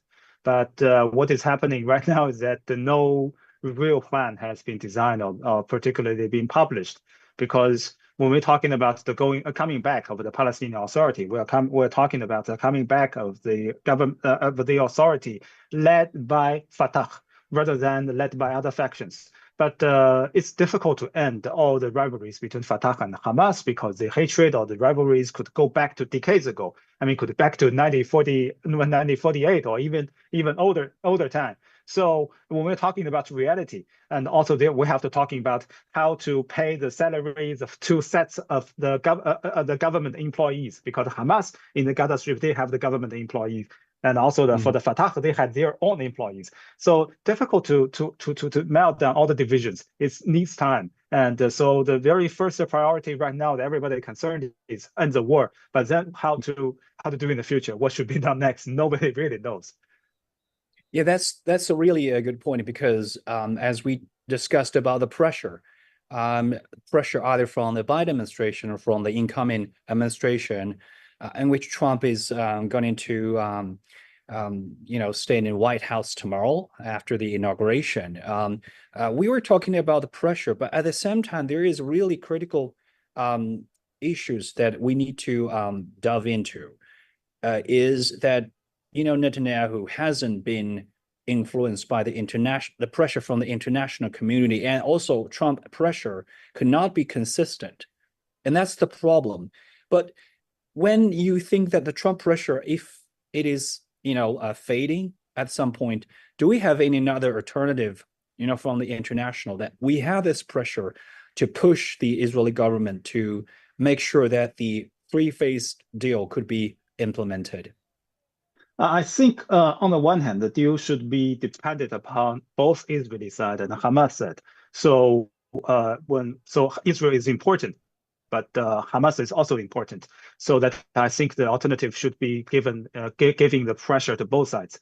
And on the other hand, I don't think that nobody can. I don't think that anyone can have the capabilities to influence Benjamin Netanyahu or United States could have. Otherwise, United States could do it very seriously. I mean, cutting the subsidies, cutting the assistance, the military and the weaponry assistance to Israel. But that is a thing out of the expectation of the international community and out of the capability that I think that even including the Donald Trump administration, because they have the red line, and they could for example give pressure to the Israel government inside this red line, but they cannot get it out of this red line. So the problem is that maybe new diplomatic rhetorics will be expressed by United States, and maybe some kind of pressure in public will be spoken out, but I don't think the real pressure will given to Israel. And Israel, I think, will do the things or implement the deal according with their own interest and the strategic goals rather than external factions. Okay, now we see that many media outlets have confirmed the name list has been delivered to the diplomatic groups, including Qatari and Egyptian side. I hope that this could be directly given to the Israeli government so that the airstrikes and aids could, see ceasefire in Gaza. So we still have some knowledge about the phased deal. I just wanted to acknowledge our audiences on CGT platform. We have the 3-phased deal here now that the multiple sides have spoken over the past month. The first phase, including, within the following 6 weeks, Hamas will release 33 Israeli captives, including children, female soldiers, and civilians, and men over 50 years of age. And in return, Israel will free 50 Palestinian prisoners. As we understand, since the war, we actually had about 3,000 Palestinian prisoners, and there would be about 1,000 after the war. And then Israel will release all these women and children under 19 it has detained from the Gaza Strip. And then for the second phase, of course, aside from those 33 captives, we now have about 100 living captives still in Gaza. And then Hamas will release all remaining living captives, mostly male soldiers. And then for the third phase, it could be more focused on the reconstruction. And then hopefully that the Israeli military would fully withdraw from the Gaza Strip. Now we have more news coming, but still we wanted to focus on the timing because it is very interesting that we have this kind of long-awaited, ceasefire deal just days ahead of the U.S. inauguration. For the Trump's day one, what do you expect from him regarding the Middle East politics? This is a general question, but I really hope. I see. Yeah, I think it's as you mentioned, it's a very general question, and I think Donald Trump has several principles that are closely related to his global ideas, or global goals. And the very first one, I think he hopes to maintain the very close business ties with the Middle Eastern country. So he set up the United States strategies, and the strategic interests should be further enhanced, further stressed in Washington's relations with the Middle Eastern countries. And then under this principle that Israelis relations, especially normalizing relations with other Arab states, particularly with the Saudi Arabia, will be further very strongly encouraged. So maybe in the Donald Trump administration, we could see the normalized ties between Israel and Saudi Arabia. That was a very, very big and major political event. And also the second thing, principle that Donald Trump will do is try to reconstruct the United States strategic goals in this region, because traditionally that United States imported energy from the Middle Eastern countries, and that is a very direct linkage between the two sides. But then we know that now the United States had a shale oil, and they don't need the oil from the Middle East. Now they want to be in the kind of a competition with the Middle Eastern countries, particularly the Gulf states in the global energy sector. So that is why I think in the future this will transfer a lot of things. And also the very third one, United States will get away from deeply involvement into the regional affairs. That would have Donald Trump has already repeated many times. So that is why I think we are facing maybe a new era for the United States policies in the Middle East, and maybe in a new scenario in the Middle East that could be constructed under this kind of the policy under Donald Trump administration. Okay, I think the reason why I also wanted to touch upon these issues is because recently we've seen a possibility of the tensions between Yemen Houthis and also the U.S. military in the region, and there is the high possibility that Israeli military would they think that they've ended or have done the assassination and of those, including Hamas leader Sinwar and also Lebanon's leaders, and they're now, directed, the military strategy towards fighting with Yemen. How do you look at this part? Now, I think Yemen will continue to be a very hotly debated issue in this region, because Yemen is actually in a status of civil war. the Yemen Houthi, as you mentioned, is actually in the war status with the Yemen government and other Yemen South the factions, southern factions. So actually, this state is kind of a civil war, and also other states, for example, Syria, Lebanon, and Gaza, and I mean Palestinians, Gaza Strip. They needed urgently the international aid, particularly the economic aid and economic construction projects. So that's why the Middle East country, although now the kind of seeing the trend of the pacifying trend in this region, a lot of the peace deal has been reached during the past months, but actually there are still many uncertainties. So United States policy in Yemen is still very limited. On the one hand, they hope to manage the possible escalation of the tension in the Red Sea. But on the other hand, they don't want to get directly involvement or deeply involvement into the local fightings because that's not out of the expectation or out of United States interest in this region. So that's why I think maybe a lot of uncertainties will remain, but United States will keep a very, very rational policy in this region. So thanks so much for your time, Professor Wan, the director at the Center for Israeli Studies at the Northwestern University. Thank you so much for your time. It's my pleasure.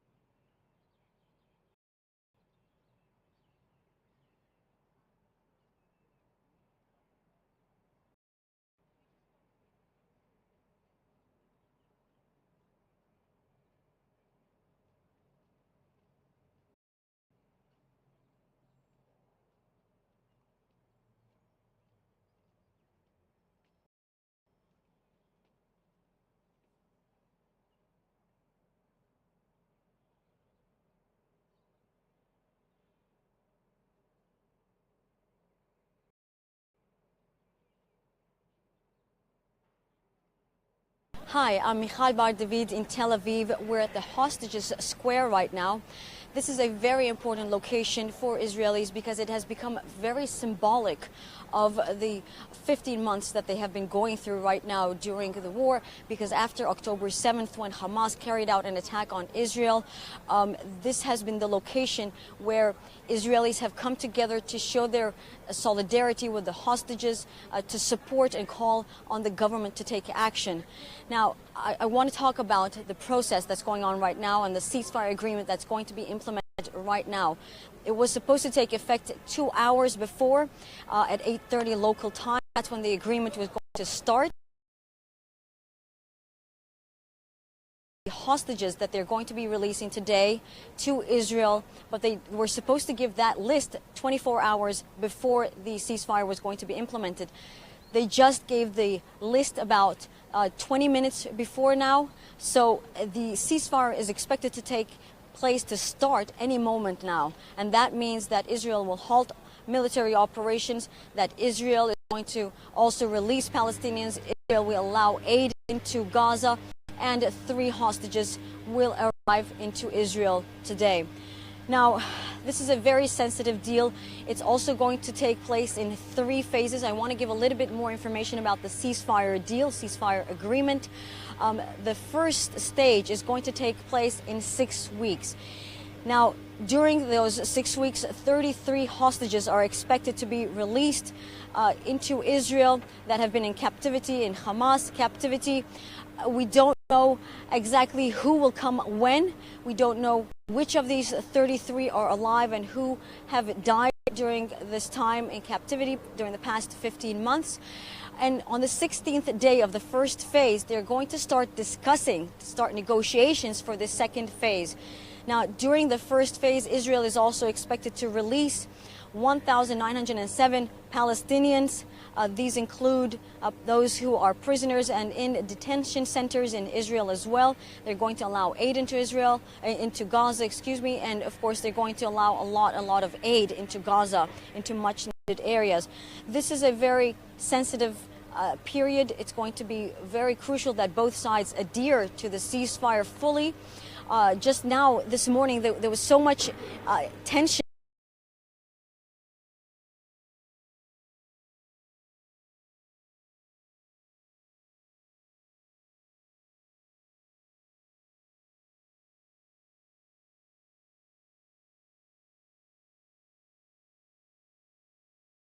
And several Palestinians were killed during that time where the ceasefire was supposed to take place.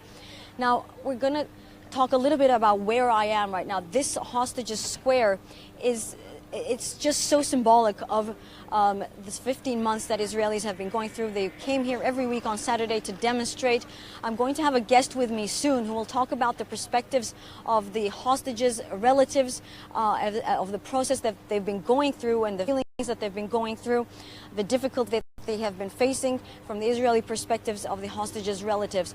Now, I want to show you a little bit about the square. Here behind me is some photos of October 7th, which is, of course, when Hamas carried out the attack. But since then, these hostages, they have been inside Gaza. Now, here at the Hostages Square, Israelis want people to understand what the hostages have been going through. They want them to relate to the hostages, to just sense what they have been going through over the last 15 months, the difficulties that they have been facing. So what we know about Hamas and Gaza is that the hostages are mainly kept in captivity in tunnels. That's how they function in Hamas, and that's one of the difficulties for the hostages. So what they've created here at the Hostages Square, let's slow down for a moment.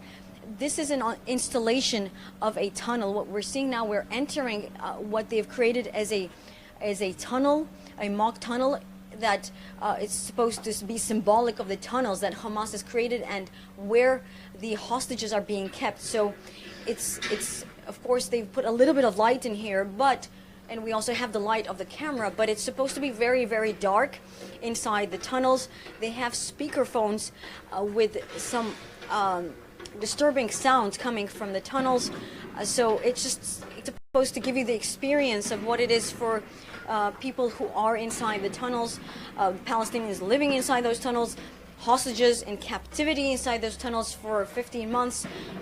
It's supposed to be very tight, very narrow. I believe it's supposed to get narrower and narrower, but they've made it a little bit higher in order for people to be able to go through here.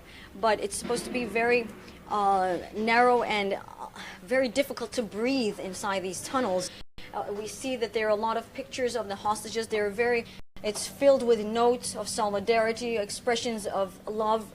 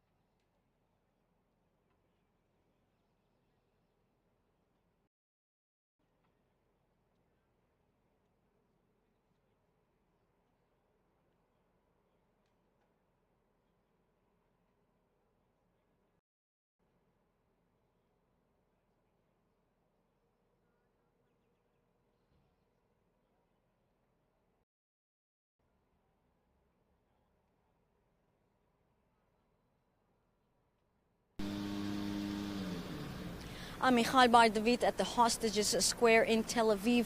We were just introducing the tunnel that's been made, that's been prepared in the Hostages Square in order for people to experience what it is like for the hostages that are being held in captivity inside Gaza, because Hamas usually uses these tunnels both to move around but also to hold hostages in captivity inside. Now, we're not going to enter these tunnels at the moment because it disconnects with the footage, with the video, so I'm only going to describe it. But if you can just clump closer a little bit so that we can show what it's like. This is supposed to be an installation of what a tunnel is like inside Gaza. It's very dark inside. It's difficult to breathe inside, especially in Gaza. Here, of course, it's open on the other side, so it's not as bad. But I went through it. It is a very disturbing feeling. They have some speakerphones inside that imitate the sounds that people are supposed to be hearing inside the tunnels. It's very disturbing because it's very frightening and they don't know where it's coming from. But here, as you can see, it's supposed to go down, and it's going narrower and narrower, and it's difficult to breathe because of that, because it doesn't get a lot of air. There's no breathing space inside. And here they've put a lot of photos of the hostages all over the tunnels, a lot of expression of solidarity with the hostages from Israelis. Now I want to introduce a guest that I have with me. This is Meirav Lapidot. She is a former colonel. She is also a former spokesperson for the finance ministry and also a former spokesperson for the Hostages Forum. Thank you very much for joining me. Thank you very much, Michal. Now, I want to talk about the perspective of the hostages' relatives. There have been two different perspectives, mainly about the ceasefire agreement. Some of them are very much supporting this agreement and some of them are against it. Can you give us a little bit of an overview of the different perspectives of the hostages' relatives? Well, I have to say that most of the families are supporting the deal, and they want this agreement to continue on to phase 2 and bring everybody back home. Very little portion of the families thinks that it's a very big price to pay for the hostages, and they want the war first to end, to eliminate Hamas, and then bring back the hostages, but they are very minority among the family.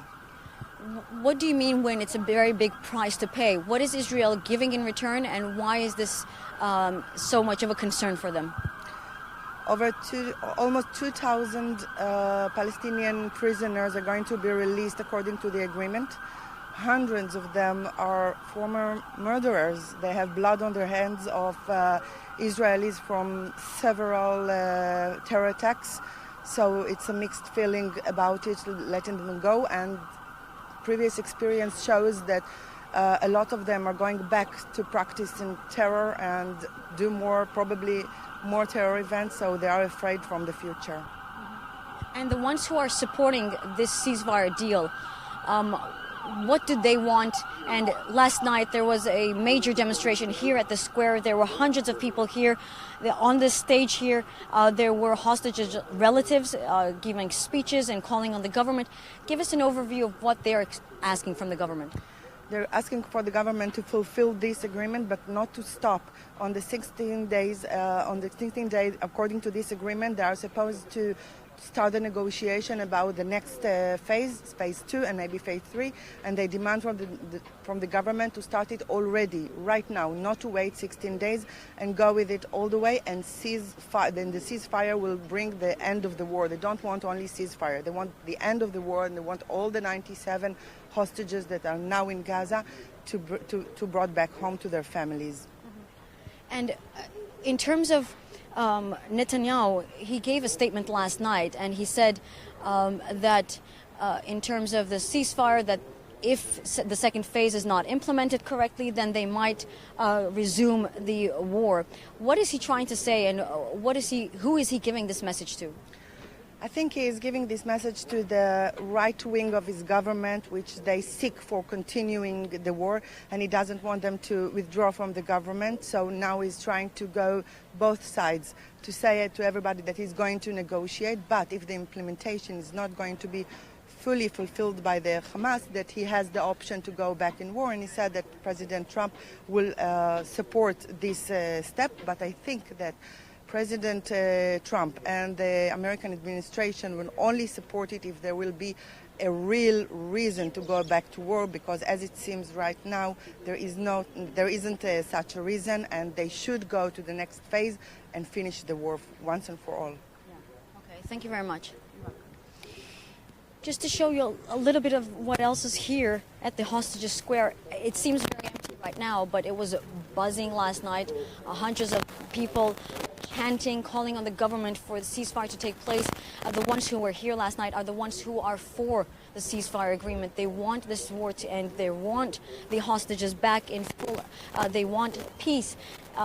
Here, this is the main stage, and behind me you're also seeing like a timer. It's a clock, and that represents the timing since October 7th. So how long the hostages have been in captivity and how long the war has been going on. That's stage where everyone was talking last night. One very powerful statement came last night from a 15-year-old girl who had her father in Gaza.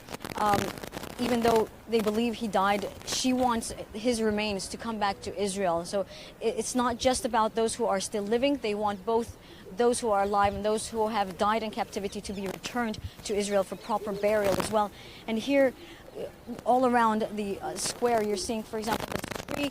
You are seeing photos of the hostages that are still being held in Gaza.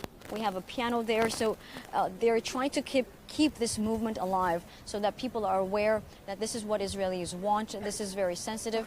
And when I say sensitive, it's not just the people who believe that this is a sensitive ceasefire agreement. It's also officials who are very much aware that any time this ceasefire agreement is just very fragile, one violation, one provocation, and it could break down. And they do expect a lot of provocations potentially to happen from those who are against the war or from other perspectives. And even the Qatari Prime Minister, he mentioned on Saturday that they are expecting obstacles to take place.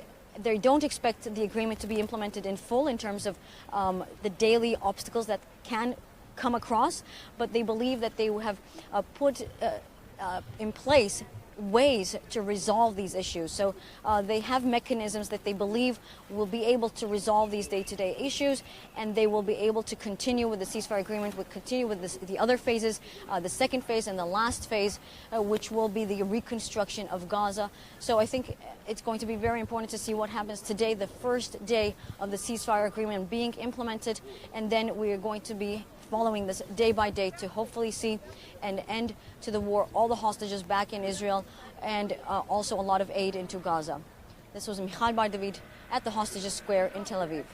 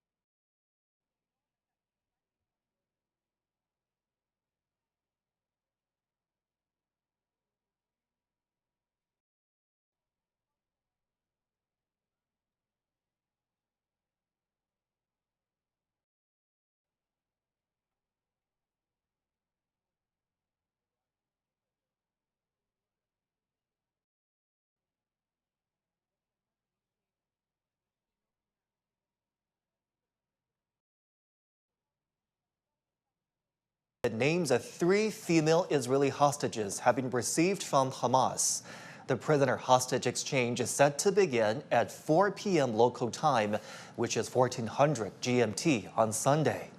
Earlier, Israeli Prime Minister Netanyahu delayed the ceasefire, blaming Hamas for failing to provide the names of the hostages due to be released on Sunday.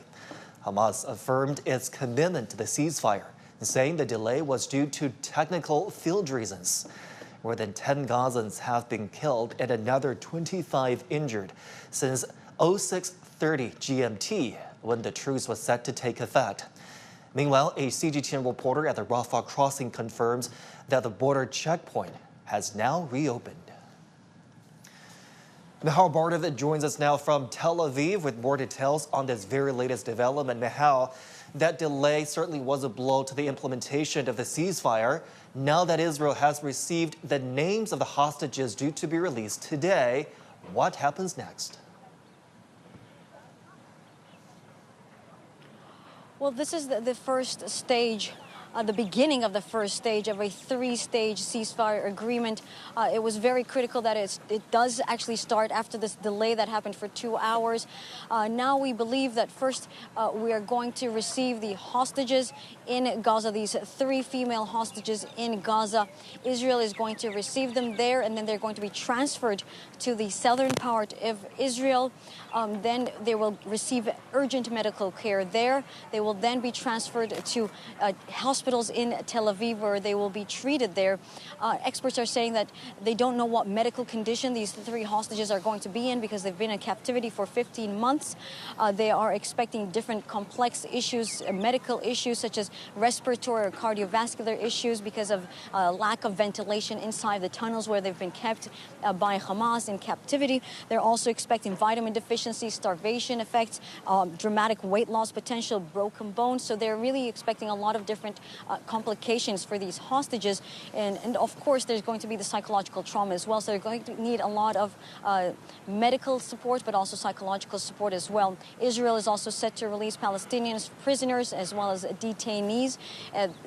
Military actions by Israel is going to be halted today.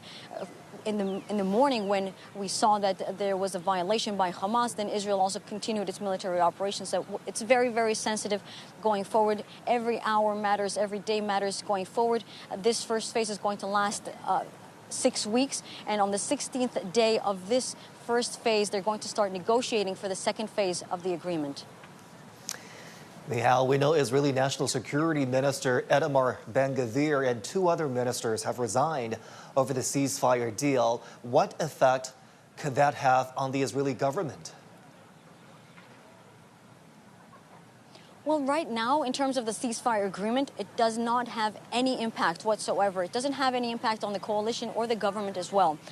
But what's important is that without them, yes, Prime Minister Netanyahu still has a majority, so he can get the next phases of this ceasefire agreement approved if this status quo remains. However, if there are more resignations, if, for example, the finance minister and his group, they resign, then he would lose his majority, and that would be an issue because then he wouldn't be able to get approval for the ceasefire agreement, and then we could have complications because right now we just have an approval for the first phase. They're going to be discussing the second phase during the first phase, so it's a very complicated situation. It's going to be discussed and negotiated over and over again. It took months of negotiations by Qatar and Egypt and the support of the United States in order to get this deal finalized, and there were already a lot of those who are criticizing, those who have resigned now are the ones who have been criticizing the ceasefire deal. So it's going to be very complicated going forward, but if the status quo remains just with these resignations, it won't have an impact at all. It's going to be important to see whether or not Netanyahu can keep the rest of his support going forward from this deal. Reporting from Tel Aviv this hour, our own Mihal Bardav. Mihal, thanks so much as always. Palestinians who left Gaza during the conflict had mixed feelings about the ceasefire. Our correspondent Noor Harazing is currently in Cairo after evacuating the enclave in April last year. She shared with us her thoughts on the truce. Who is not happy about the news of a ceasefire between Israel and Hamas after 467 days of war in Gaza? I think us the people of Gaza are very happy because at least the killing will stop. We have been eagerly waiting for this moment, for life to return to normal, for strikes to stop. We want to visit the markets and public places safely. We hope this ceasefire is real and that we will return to our home in Jabalia and check on our families and friends. I hope we will return to our home and that we will have silence and safety after 16 months. All I wish for is for this extermination to stop, first of all, and for this torrent of blood to stop. It is enough, and they should open the border crossings so that there is movement, so we can travel abroad and get prosthetic limbs. I want to throw away these crutches so I will no longer need them, and get a prosthetic limb and stand on my feet again, so I can take care of my daughters and my wife and do everything like before. Yes, we have a long way to go. A new war will start for the people of Gaza after this war ends, and it is a war of survival, a war of reconstruction, a war of aid and food and safety. For me, Noor Harazin, and I guess for many Gazans, are wondering if this agreement will actually go smoothly, because previously and during other ceasefires back in 2020, 2021, 2014, Israel always breached the ceasefire by attacking Palestinians. Israel kept its blockade on the coastal enclave. So we do have many doubts, actually, but we are hoping. We are hoping for the best, and for now, for this killing to stop. And me, I am thinking about one thing, which is going back to Gaza. Me and many Palestinians who are now stuck outside of Gaza, we are thinking about one only thing: going back to our homeland. Hamas has warned that Israel's relentless bombing of Gaza also endanger the captives. The hostages' families are cautiously optimistic over the fate of their loved ones. Confident never, because there is so many bumps in the road, and we just saw one yesterday. But optimistic, yes, absolutely. I think it's a long time coming. We've been there before. We've been close, but never that close, and I'm happy that it's happening. As an optimistic as I am, I was very, very hopeful, but we have learned very, very sad lessons over this 1 year and 3 months. And we know that talks are just talks, and we are waiting for real deeds. We really do not know how he is. And this is what's sad, and this is why joy is also mixed with fear and being so scary. The Israeli military offensive in Gaza over more than 15 months has left a devastating human toll. According to Gaza Health Ministry, more than 46,000 Palestinians have been killed, with more than half of them being women, children, or the elderly. Over 110,000 people have been injured. The United Nations says at least 1.9 million people have been displaced and are in need of shelter. That's around 90% of the population in Gaza. The UN also says that 69% of structures in Gaza have been damaged or destroyed. Data from UNICEF, the United Nations Agency for Children, shows that more than 95% of schools in Gaza have been partially or completely destroyed.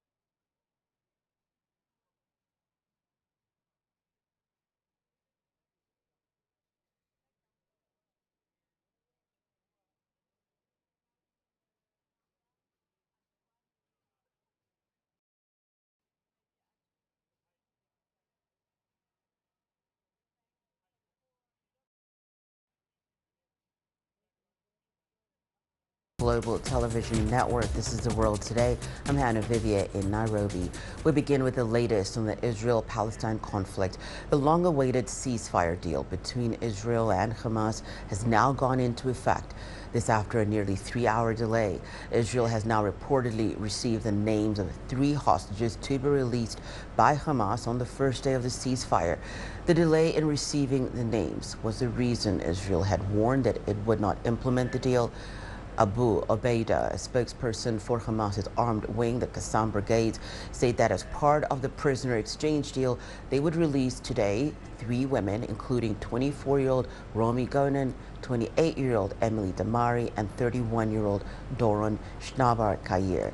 The ceasefire has now gone into effect starting at 9:15 GMT. Meanwhile, Israeli National Security Minister Itamar Ben-Gvir has resigned over the Gaza ceasefire deal alongside 2 other ministers from his party. Well, for further details on that situation, we're joined by correspondent Rami Al-Magari, who is in Gaza's Khan Yunis, and joining us with the latest from Tel Aviv is our correspondent Jonathan Regev. Thank you both for joining us, for bringing us more details. Rami, let's begin with you in Khan Yunis. What's happening there right now, Rami, as the ceasefire takes effect?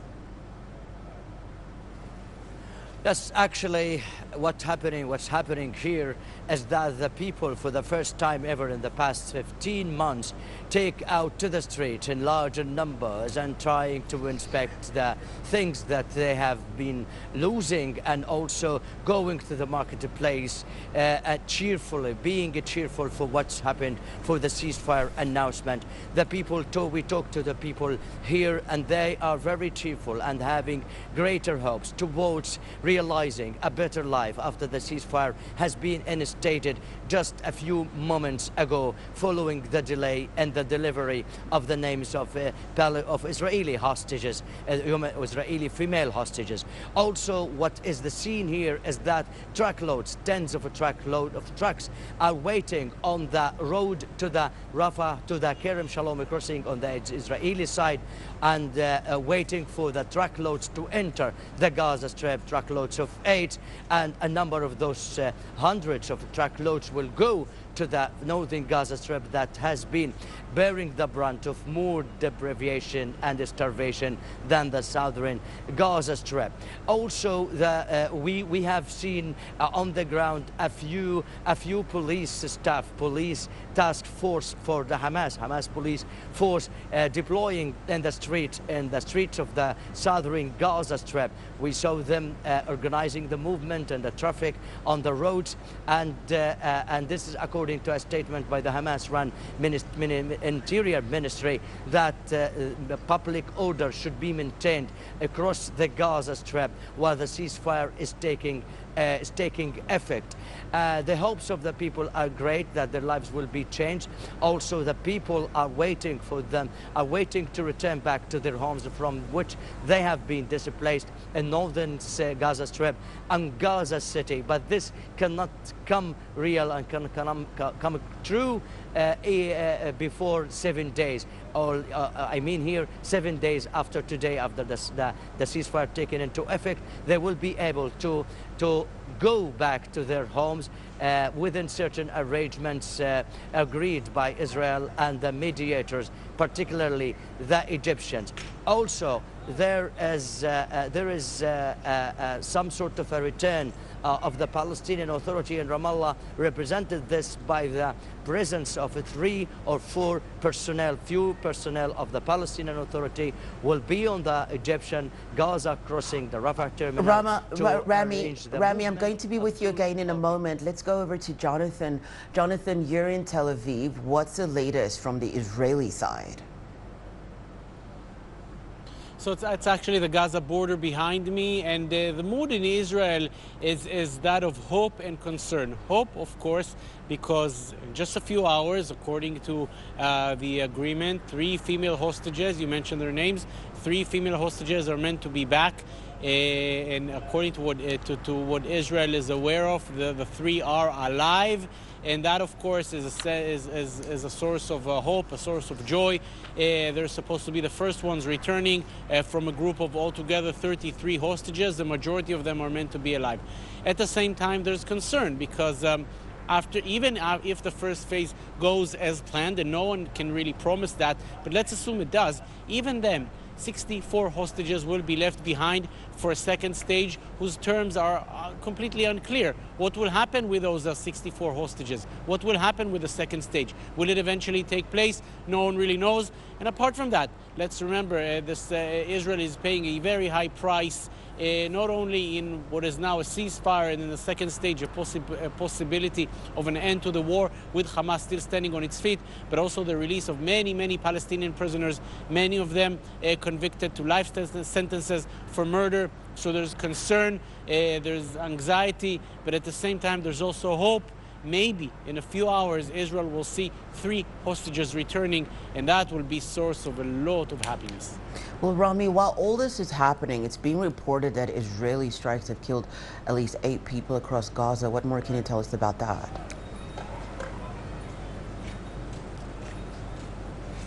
Yes, please. Yes. Yes, there have been some kind of Israeli actions over the past few hours, and actually I have just been distracted by a sound of gunfire actually in the background, and this seems I cannot say the ceasefire is fragile as the parties have agreed, and you mentioned the names, we mentioned the names of the hostages, but still we can hear sporadic gunfire as I've just heard now. 8 people have been killed in the last hours, actually before the ceasefire takes into effect.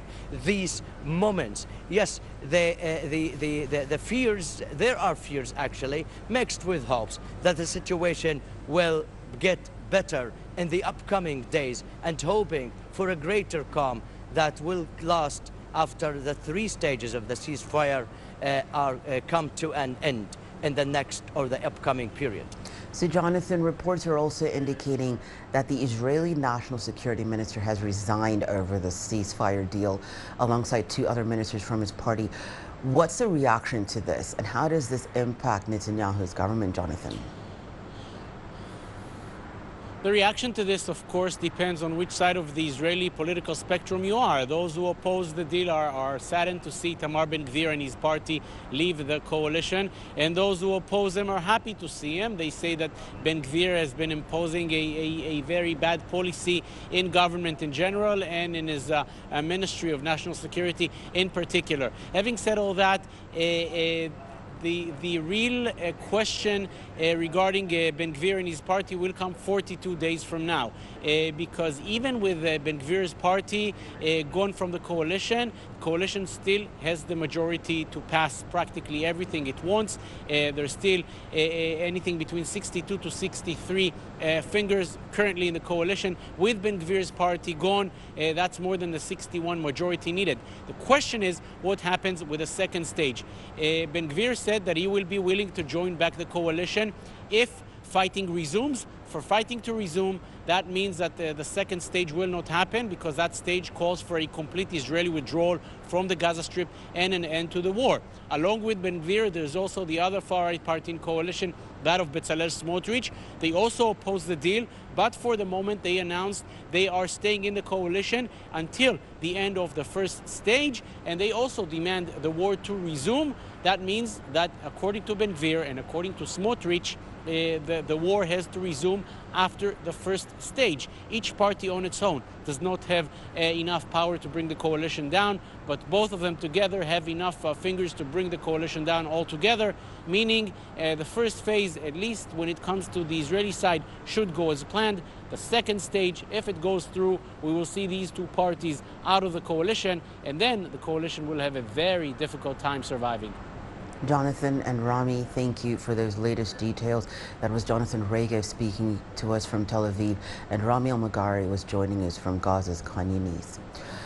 Well, we continue with the conflict in Gaza. Palestinians who evacuated Gaza during the war had mixed feelings at the ceasefire, with many grateful but worried. Our correspondent in Gaza, Noor Harassine, who is currently in Egypt after leaving Gaza in April of last year, shares her thoughts. Who is not happy about the news of a ceasefire between Israel and Hamas after 467 days of war in Gaza? I think us, the people of Gaza, are very happy because at least the killing will stop. Yes, we have a long way to go. A new war will start for the people of Gaza after this war ends, and it is a war of survival, a war of reconstruction, a war of aid and food and safety.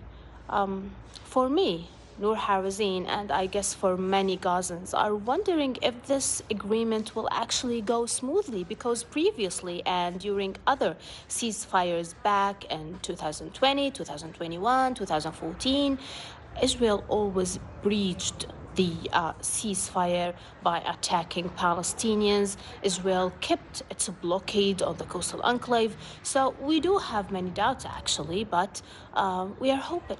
We are hoping for the best, and for now, for this killing to stop. And me, I am thinking about one thing, which is going back to Gaza. Me and many Palestinians who are now stuck outside of Gaza, we are thinking about one only thing: going back to our homeland. Well, we'll continue to update you on the developments as they come in. Well, that's it for this edition of The World Today. I'll be back shortly with more news from the continent in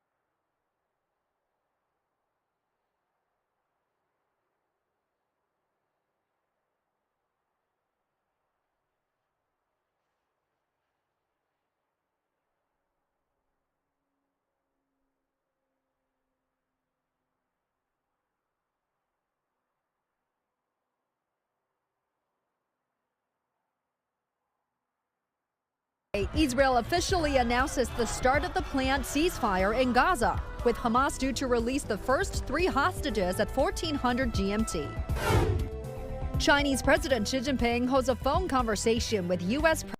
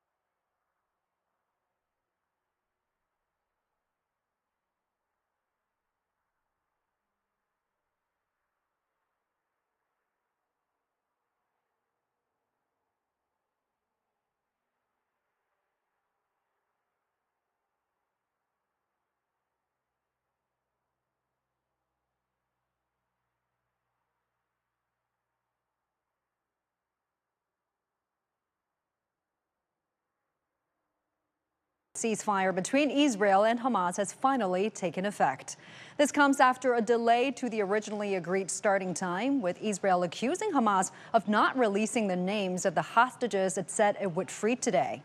But the IDF has now confirmed the beginning of the ceasefire after the names of 3 female Israeli hostages were received. The moment is being met with celebrations across Gaza, and trucks of much-needed humanitarian aid have been seen entering the enclave. And this is the first phase of an agreement that comes after 15 months of bitter conflict in Gaza, which began when Hamas attacked Israel on October 7, 2023. Gaza authorities estimate roughly 47,000 Palestinians have lost their lives since then.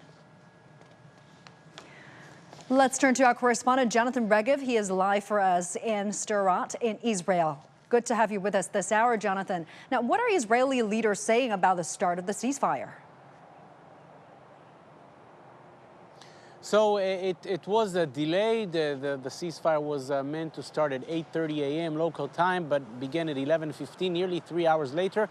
Why so? The blame game is on. Israel is putting all of the blame on Hamas, saying that Hamas should have handed the names of the 3 female Israeli hostages as early as yesterday afternoon, but did not do it until late this morning, only at 10 a.m. local time, which is 3 hours ago.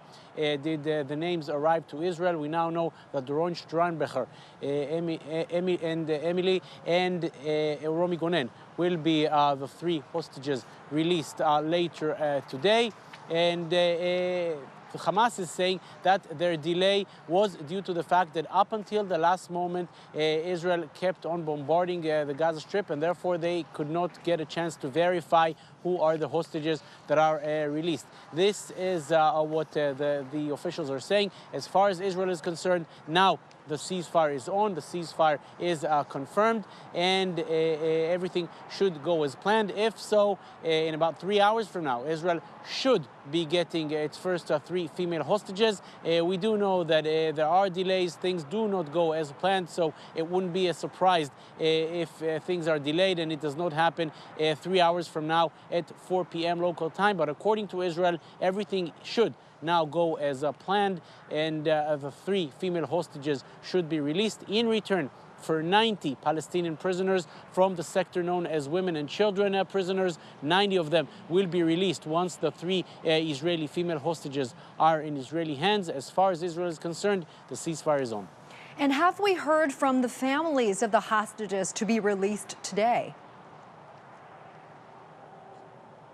We've not heard anything from them. The only family that we have heard something from is the family of a soldier whose body was brought back to Israel in the early hours of the morning, a soldier that was killed 10 years ago in a previous operation with Gaza. The families are remaining quiet. There's a lot of anxiety. We have to understand that there's no certainty of 100% that these 3 hostages are alive. They're presumed to be alive, and through the time from some of them there was proof of life, but Israel still does not know at the moment if it will get 3 living hostages or 3 dead hostages. It may happen. Therefore, a lot of anxiety, a lot of fear. The families are keeping quiet.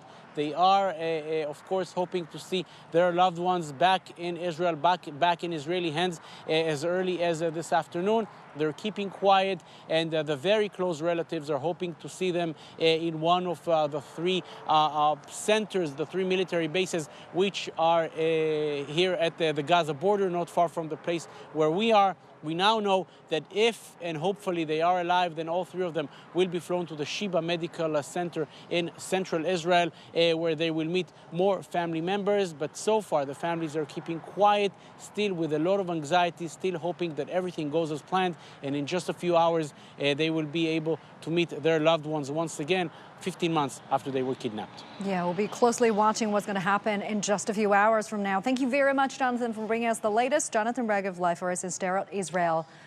Let's now turn to our correspondent Rami El-Magari. He's in Han Yunis with us. Rami, thank you so much for joining us. Now, the ceasefire has finally come into effect, albeit delayed. Tell us more about what you're seeing on the ground there. Yeah, what we see on the ground actually is the first item of the ceasefire deal that has been signed between Israel and Hamas by Qatari-Egyptian mediation, which is actually the most important step, is the entry of truckloads of assistance and aid to the Palestinian people in the Gaza Strip. It's been the scene that is there now is that truckloads entered from the Erez checkpoint, the Erez Crossing controlled by Israel in the north of the Gaza Strip, which will enter to the Gaza Strip, to the northern Gaza Strip that has been under intensive Israeli actions for the past few months, with more starvation and deprivation by the people that experienced by the people over there. Also, other loads of aid, truckloads of aid, entered from the Rafah in their way to the southern Gaza Strip, and as we have just have stated, that it will be checked and inspected by the Israeli side before they enter the Gaza Strip. This is one of the main steps, or the key steps, the key scenes in Gaza now. And another scene in Gaza now is that a number of families, of households who have been displaced in different parts of the southern Gaza Strip began returning back, flowing back into their homes that they have been displaced from in some parts of Rafah city, which are considered to be some safe areas, at least for the time being, as this is the first stage of the ceasefire, which will be followed by 2 more stages until Israel is said to be totally withdrawn and completely withdrawn from the Gaza Strip.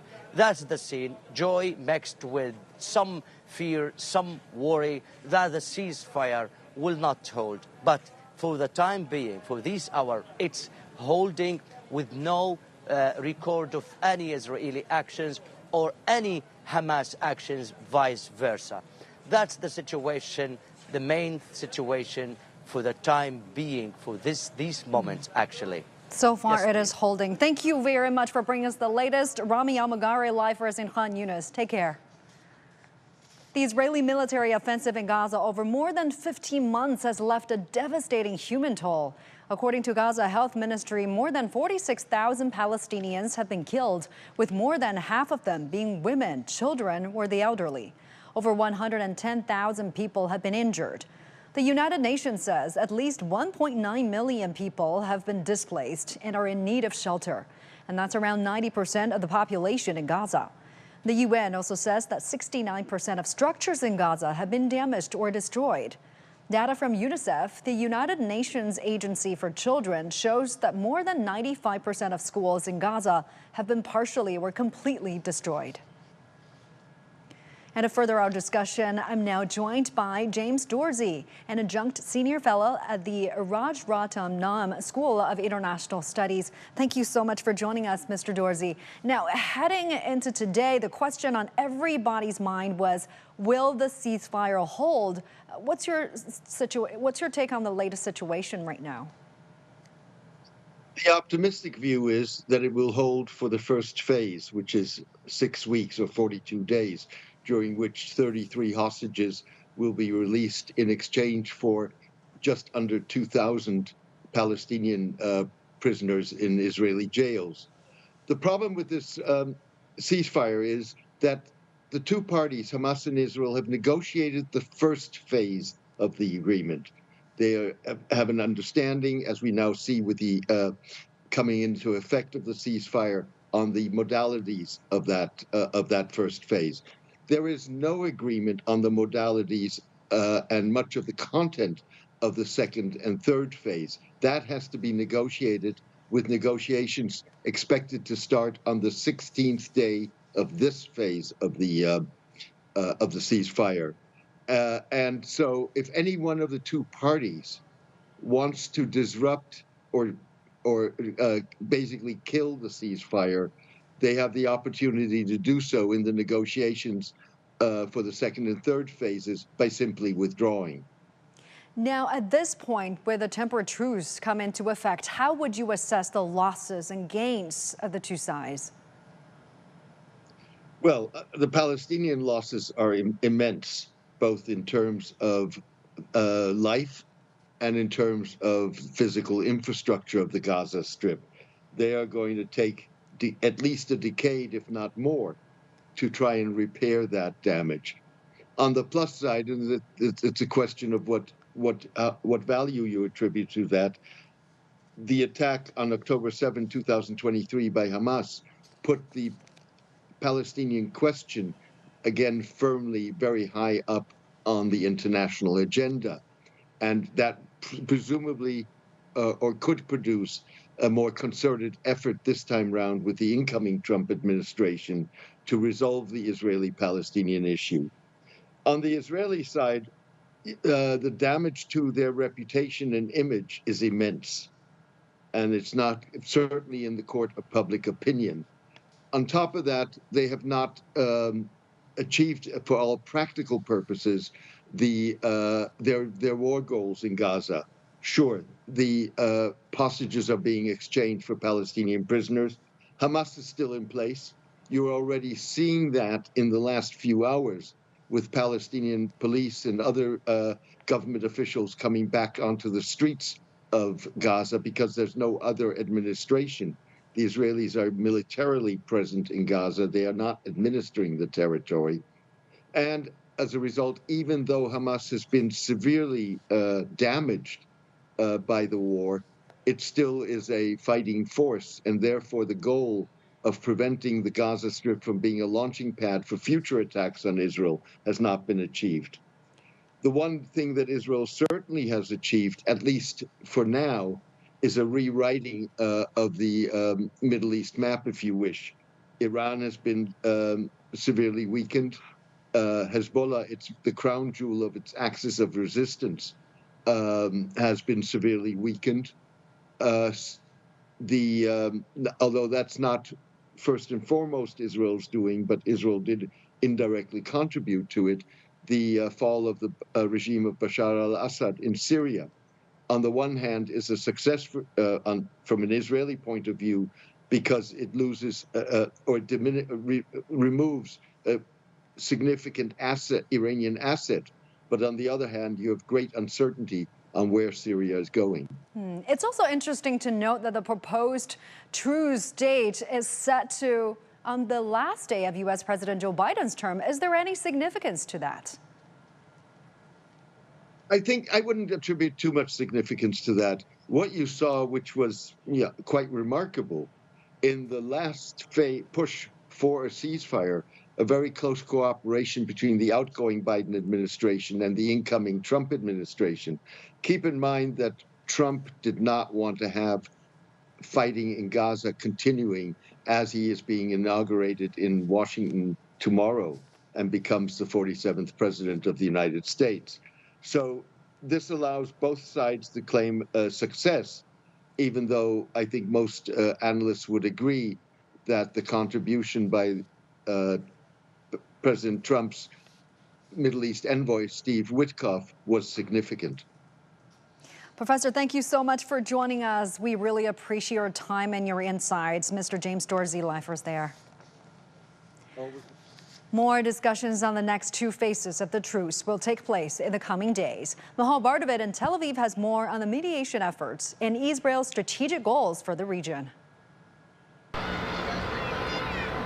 Israel's three-phase ceasefire agreement with Hamas took months to finalize, with intensive mediation efforts by Qatar, Egypt, and the United States. Negotiations for the second phase are scheduled to begin on the 16th day of the first phase, leaving the agreement vulnerable to potential setbacks. For Israel, one of the top immediate priorities is to ensure the return of every hostage in Gaza, both the living and those who died in captivity. For Hamas and Palestinians, it's crucial that Israel fully adheres to the ceasefire, halts military operations, and allows humanitarian aid to reach those desperately needed areas in Gaza. There will be enough efforts made by Hamas and by the Islamic Jihad to try and check whether Israel is going to stand up to the deal or not. There will be a lot of provocations. Israel has to decide whether it wants to see the deal to the end. I hope it does. There will be a lot of provocations, and Israel will have to maintain ground in order to make sure that the last hostage remains and comes back home. Qatari officials have acknowledged potential challenges in implementing the deal. We don't believe that this deal will be implemented as it is, literally, with we know and we anticipate there will be a lot of issues and everyday issues. But we are trying our best to create the safety net for these issues to be resolved before it explodes. Political analysts warn that a collapse of the deal could have dire consequences, not just for Israel and Hamas, but for the entire region. This can bring back the war in Lebanon, and I doubt that that will happen. But again, this has to do a lot with the kind of international pressure. This is no longer just about the bilateral relationship between Israel and Hamas. It has to do with Qatar, it has to do with Egypt, it has to do with the United States of America, and eventually also with the Kingdom of Saudi Arabia. Israeli Prime Minister Benjamin Netanyahu is also grappling with internal political challenges, as some members of his government oppose the ceasefire agreement. Netanyahu will have to choose between the strategic interests of the State of Israel and his political coalition interests. If you look at the near and more long-term history of Netanyahu, Netanyahu always chooses his coalition needs and his political needs, and I'm afraid that this will be again the game. Over the past 15 months, Israel has been engaged in fighting across several fronts, including Hamas, Iran, Lebanon's Hezbollah, and Yemen's Houthis. Israel's strategies, coupled with responses from the incoming U.S. administration under Donald Trump, will undoubtedly shape the region's future. Michal Bar-David, CGTN, Tel Aviv.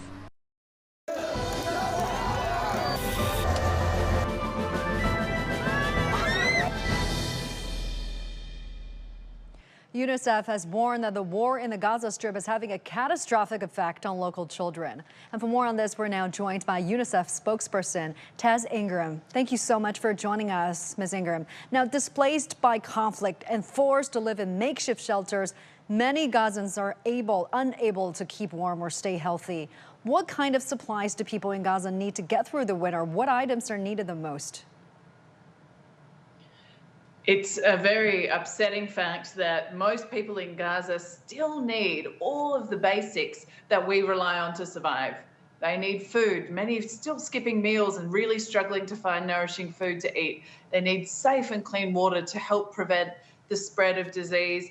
They need shelter. As you say, many have been displaced and living under tarpaulin or hessian sacks, really inadequate in this cold weather. And of course, we desperately need the necessary tools to run hospitals, like medicines, of course, but also fuel to run the generators that keep so many of these machines going. This is just a few. At UNICEF, we're also focused on nutrition supplies for malnourished children and, of course, vaccines for immunization. And a ceasefire deal has now been reached, winding down the 15-month war. What does this mean for children in Gaza? Of course, it's great news, but it really only stops the bombs and the bullets. And we know that so many children have been injured and killed by those bombs and bullets over the past 15 months, at least 14,000 children dead. And in the first 2 weeks of this year, 120 children killed. So the toll has continued to climb right up until the ceasefire. So it certainly helps stem that bleeding. But what it doesn't do is help the children who are in this humanitarian crisis unless enough aid gets into the Gaza Strip and to the children that need it. And that's what we're really focused on, is making sure this ceasefire enables humanitarian organisations like UNICEF to do what we've been trying to do for 15 months, which is bring in those basics that people need to survive and make sure they get to every child that needs it. That's our focus for the coming days. And many children have been displaced multiple times and have lost homes, parents, and loved ones. Does UNICEF have a plan that it or the world at large could implement to help these children in Gaza? We really need to consider that every aspect of a child's life has been affected. They have often, most children have been displaced, many more than once. They're out of school. Many have endured shocking emotional trauma, the loss of family and loved ones, or severe injuries, displacement. And so we need to make sure that first we're meeting those basic needs with supplies like nutrition, treatments, education supplies for schooling. But then we need to begin to look at some of these other challenges and provide services to make sure that we're meeting needs that children have beyond just what can be brought in on the back of a truck. We need to sit down with children to understand the scars of war that they have, both physical and psychological, and begin the probably very long journey of healing those scars over time. But UNICEF will be there with the children of Gaza every step of the way in this immediate ceasefire response and for years to come. Thank you so much for taking the time talking to us. We really appreciate the work you and your team has been doing. Ms. Taz Ingram, lifers there. Palestinians who left Gaza during the conflict have mixed feelings about the ceasefire. Our correspondent Noor Harazin is currently in Cairo after evacuating the enclave in April last year. She shared with us her thoughts on the truce. Who is not happy about the news of a ceasefire between Israel and Hamas after 467 days of war in Gaza? I think us, the people of Gaza, are very happy because at least the killing will stop. We have been eagerly waiting for this moment, for life to return to normal, for strikes to stop. We want to visit the markets and public places safely. We hope this ceasefire is real and that we will return to our home in Jabalia and check on our families and friends. I hope we will return to our home and that we will have silence and safety after 16 months. All I wish for is for this extermination to stop, first of all, and for this torrent of blood to stop. It is enough, and they should open the border crossings so that there is movement, so we can travel abroad and get prosthetic limbs. I want to throw away these crutches so I will no longer need them, and get a prosthetic limb and stand on my feet again, so I can take care of my daughters and my wife and do everything like before. Yes, we have long way to go. A new war will start for the people of Gaza after this war ends, and it is a war of survival, a war of reconstruction, a war of aid and food and safety. For me, Noor Harazin, and I guess for many Gazans, are wondering if this agreement will actually go smoothly, because previously and during other ceasefires back in 2020, 2021, 2014, Israel always breached the ceasefire by attacking Palestinians. Israel kept its blockade on the coastal enclave. So we do have many doubts, actually, but we are hoping. We are hoping for the best, and for now, for this killing to stop. And me, I am thinking about one thing, which is going back to Gaza. Me and many Palestinians who are now stuck outside of Gaza, we are thinking about one only thing: going back to our homeland. The Rafah border crossing has reopened as part of the ceasefire deal between Hamas and Israel. Gaza's main gateway to the outside world, the Rafah border crossing has been closed since the Israeli army took over the area in May. And for the very latest on this, our correspondent Adel Amaroui is joining us on the phone from Rafah. Thank you so much for joining us this hour, Adel. Tell us the latest there. Well, trucks have been starting to flow into the Rafah area, full loaded with aid, and the movement has started there. But the movement is not going through the Rafah crossing specifically. It goes through the Rafah gates from the Egyptian side, and trucks drive all the way to Karam Abu Salim or Karam Shalom crossing that is in Israel. And that is the main gateway through which the aid today in Egypt has been able to reach Palestinians in Gaza. That is basically because during the past months and during the 15 months long war on the Palestinian enclave, parts of the Rafah crossing have been struck and hit, and therefore some maintenance and rebuilding, not much. It's basically mainly actually paving roads and allowing some minimum infrastructure interference. The crossing will be operational again. So in terms of accessibility, Rafah is just an entry point to a long way, about 30 to 40 kilometers, where trucks would take that to Karam Shalom crossing. As for the rest of the main operation in Rafah and the entry and exit of civilians, Palestinian civilians, and exit of the injured into Egypt, that has not started yet, and is expected within this week, when the management of the Rafah crossing is also clear. That is giving the operation and the supervision and the monitoring process of that vital crossing into Gaza to, as agreed, a delegation and a team from the European Union who should be the main monitors and the main inspectors of the goods coming in, and also following up on the people that are trying to enter Gaza or come out from the Palestinian enclave. All right, Adel, thank you so much for the latest. Adel Mamroui live for us from Rafah. You're now watching Zoom In. Coming up next on the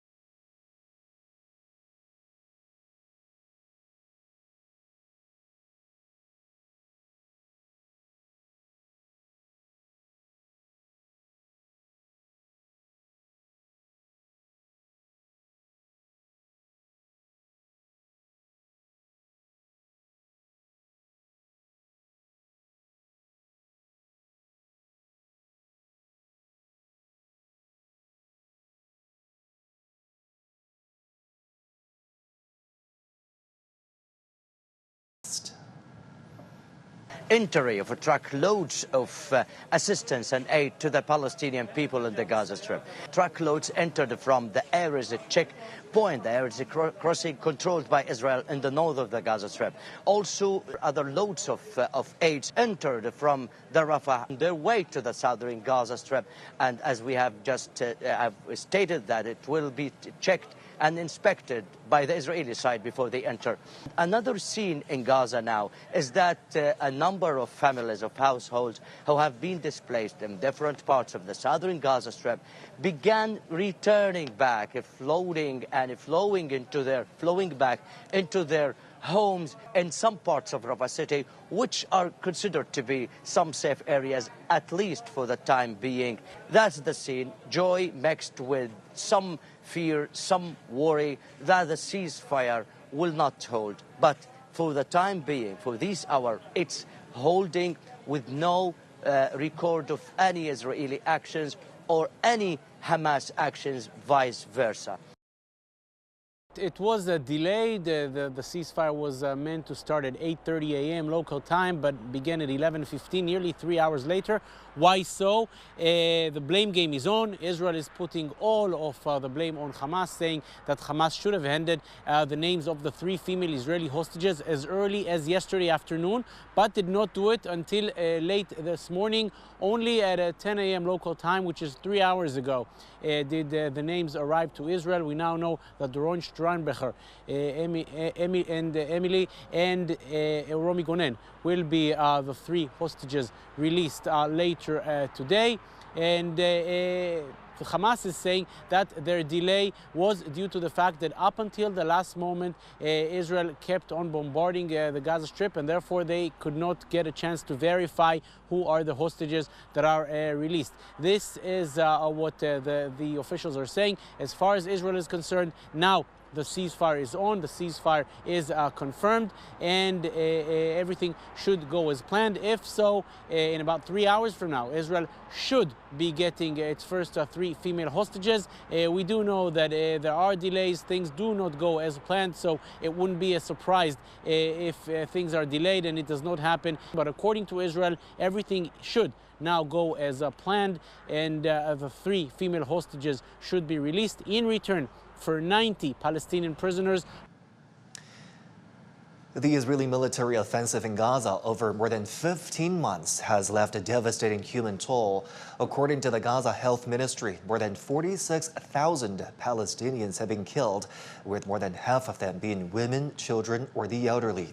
Over 110,000 people have been injured. The United Nations says at least 1.9 million people have been displaced and are in need of shelter.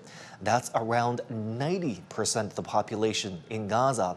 The UN also says that 69% of structures in Gaza have been damaged or destroyed.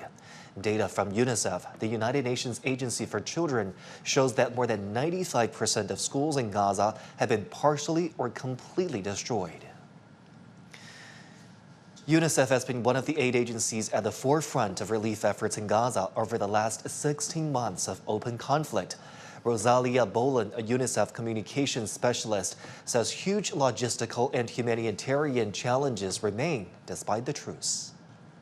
It's been 15 long months of utter deprivation for families here in Gaza, and they're in need of literally everything, from food to hygiene supplies to proper shelter, clothes, mattresses, blankets. Hospitals lack everything, medicines, medical supplies.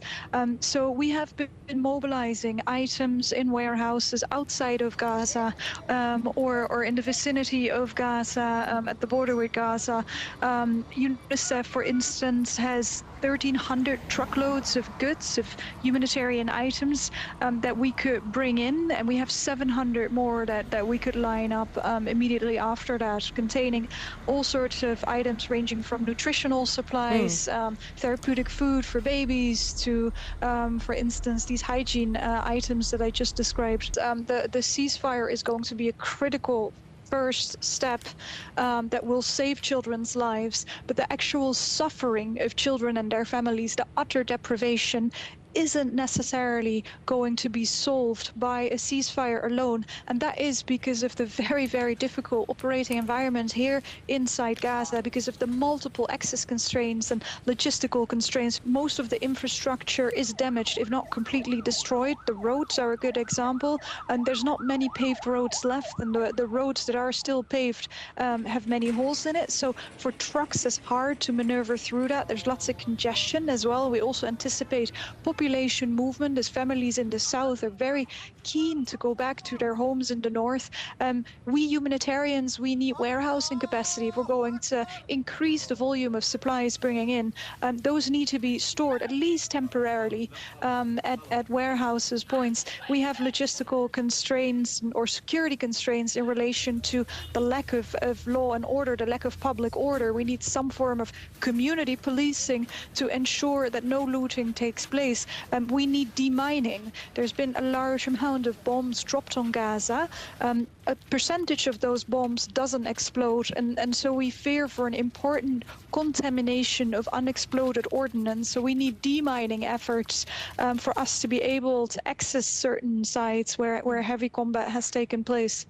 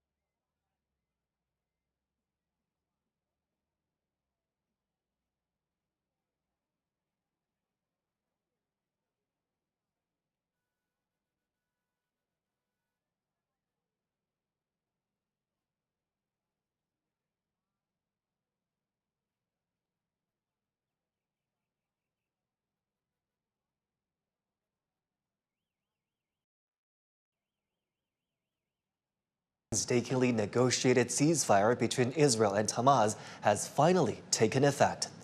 You're watching live pictures from the scene on the ground. There has been a delay to the originally agreed starting time, with Israel accusing Hamas of not releasing the names of the hostages it has said it will free today. While the IDF has now confirmed the beginning of the ceasefire after sending Israel the names of 3 female hostages. The moment is being met with celebrations across Gaza, and trucks of much-needed humanitarian aid have been seen entering the enclave. This is the first phase of an agreement that comes after 15 months of bitter conflict in Gaza, which began when Hamas attacked Israel on October 7, 2023. Gaza authorities estimate roughly 47,000 Palestinians have lost their lives since then. Our correspondent Jonathan Regev in Sderot has the latest. It was delayed. The ceasefire was meant to start at 8:30 a.m. local time, but began at 11:15, nearly 3 hours later. Why so? The blame game is on. Israel is putting all of the blame on Hamas, saying that Hamas should have handed the names of the 3 female Israeli hostages as early as yesterday afternoon, but did not do it until late this morning. Only at 10 a.m. local time, which is 3 hours ago, did the names arrive to Israel. We now know that Doron Steinbecher, Emily and Romi Gonen will be the 3 hostages released later today. And Hamas is saying that their delay was due to the fact that up until the last moment, Israel kept on bombarding the Gaza Strip, and therefore they could not get a chance to verify who are the hostages that are released. This is what the officials are saying. As far as Israel is concerned, now the ceasefire is on, the ceasefire is confirmed, and everything should go as planned. If so, in about 3 hours from now, Israel should be getting its first 3 female hostages. We do know that there are delays, things do not go as planned, so it wouldn't be a surprise if things are delayed and it does not happen. But according to Israel, everything should now go as planned, and the 3 female hostages should be released in return for 90 Palestinian prisoners. Palestinians from the north of Gaza have welcomed the ceasefire. Thank God for our victory. We will rebuild Gaza without fear. Today is a victory from Gaza to Jenin in the West Bank. Our prisoners will be released from prison within 7 days, and we will return to our homes. We have won, and we will rebuild our entire country. Our children, women, and all of us will help to rebuild our country. Gaza will return to how it was. Our feelings cannot be described. This is a moment of victory for the wounded, the hungry, and even for those who have died. These are moments of joy for all the people of Gaza that cannot be described. Meanwhile, the Kerem Shalom crossing on the border between Gaza and Egypt has reopened. Trucks carrying humanitarian aid have started to arrive in Gaza via the crossing. Earlier, Rami Al-Maghuri visited the crossing and explained. We are here in the closest destination to the Kerem Shalom crossing on the Israeli side of the border between Gaza and Egypt. And we are only having this picture of this image of the trucks that are waiting in this long line for the delivery of aid to come into the territory, and based on the agreement between Hamas and Israel mediated by Qatar and Egypt. And according to Egyptian officials, 600 truckloads of aid are waiting on the Egyptian side of the border to enter the Gaza Strip after having been inspected by the Israeli side. Actually, according to statements by the Israeli army, there is no way for the Palestinians and for others to be close to the crossing at this stage until the agreement takes into effect and the delivery of aid is taking place in the upcoming hours. That is the situation here. The people here are waiting for this aid to come in so that they can be relieved after 15 months of an Israeli war on the Gaza Strip. Rami Al-Maghuri, CGTN, Rafah, town in south of the Gaza Strip. Gaza's main gateway to the outside world, the Rafah border crossing, has also reopened as part of the ceasefire deal between Hamas and Israel. But despite aid flowing in, access through the critical checkpoint is still heavily restricted. CGTN's Adel El-Marouki reports. Journalists from Egyptian media and foreign media from Cairo are heading to the Rafah crossing between Egypt and Gaza to monitor the first day of the ceasefire between Israel and Hamas in Gaza. To access the passage from Cairo, you have to go to the Sinai. And Sinai, because of the Suez Canal, has been isolated because of the Suez Canal and the Red Sea. Because of the Red Sea and the Suez Canal, the Sinai is isolated from Cairo. So right now we're at one of the main crossings, a tunnel through which we have to go under the Suez Canal to reach the Sinai. Every vehicle, bus and truck going to the Sinai has to be scanned, x-rayed for its content. Every people go through metal detectors and gates to also be searched on their way to North Sinai. Moving in a convoy to Rafah is a very long process. We are in a convoy of 4 major buses and we have to stop several times at checkpoints for security to verify some identities and the purpose of us going to the crossing, because not everyone is allowed to go to the crossing unless there are clearances for them to be there. We started the trip from Cairo at about 3 a.m. By the time we hit the Suez Canal tunnel and went under it, that was about 4 or 5 hours later, not because of the distance. Technically, the distance from Cairo to Rafah should be around 4 to 5 hours at the most, but it will take us about 10 hours to reach there. The Israeli military offensive in Gaza over more than 15 months has left a devastating human toll. According to the Gaza Health Ministry, more than 46,000 Palestinians have been killed, with more than half of them being women, children, or the elderly. Over 110,000 people have been injured. The United Nations says at least 1.9 million people have been displaced and are in need of shelter. That's around 90% of the population in Gaza. The UN also says that 69% of structures in Gaza have been damaged or destroyed. Data from UNICEF, the United Nations Agency for Children, shows that more than 95% of schools in Gaza have been partially or completely destroyed. Now, in the lead up to the truce agreement, observers wondered if a ceasefire would hold. Earlier, CGTN spoke with James Dorsey, an adjunct senior fellow at the Rajaratnam School of International Studies, to hear his views. The optimistic view is that it will hold for the first phase, which is 6 weeks or 42 days, during which 33 hostages will be released in exchange for just under 2,000 Palestinian prisoners in Israeli jails. The problem with this ceasefire is that the two parties, Hamas and Israel, have negotiated the first phase of the agreement. They have an understanding, as we now see with the coming into effect of the ceasefire, on the modalities of that first phase.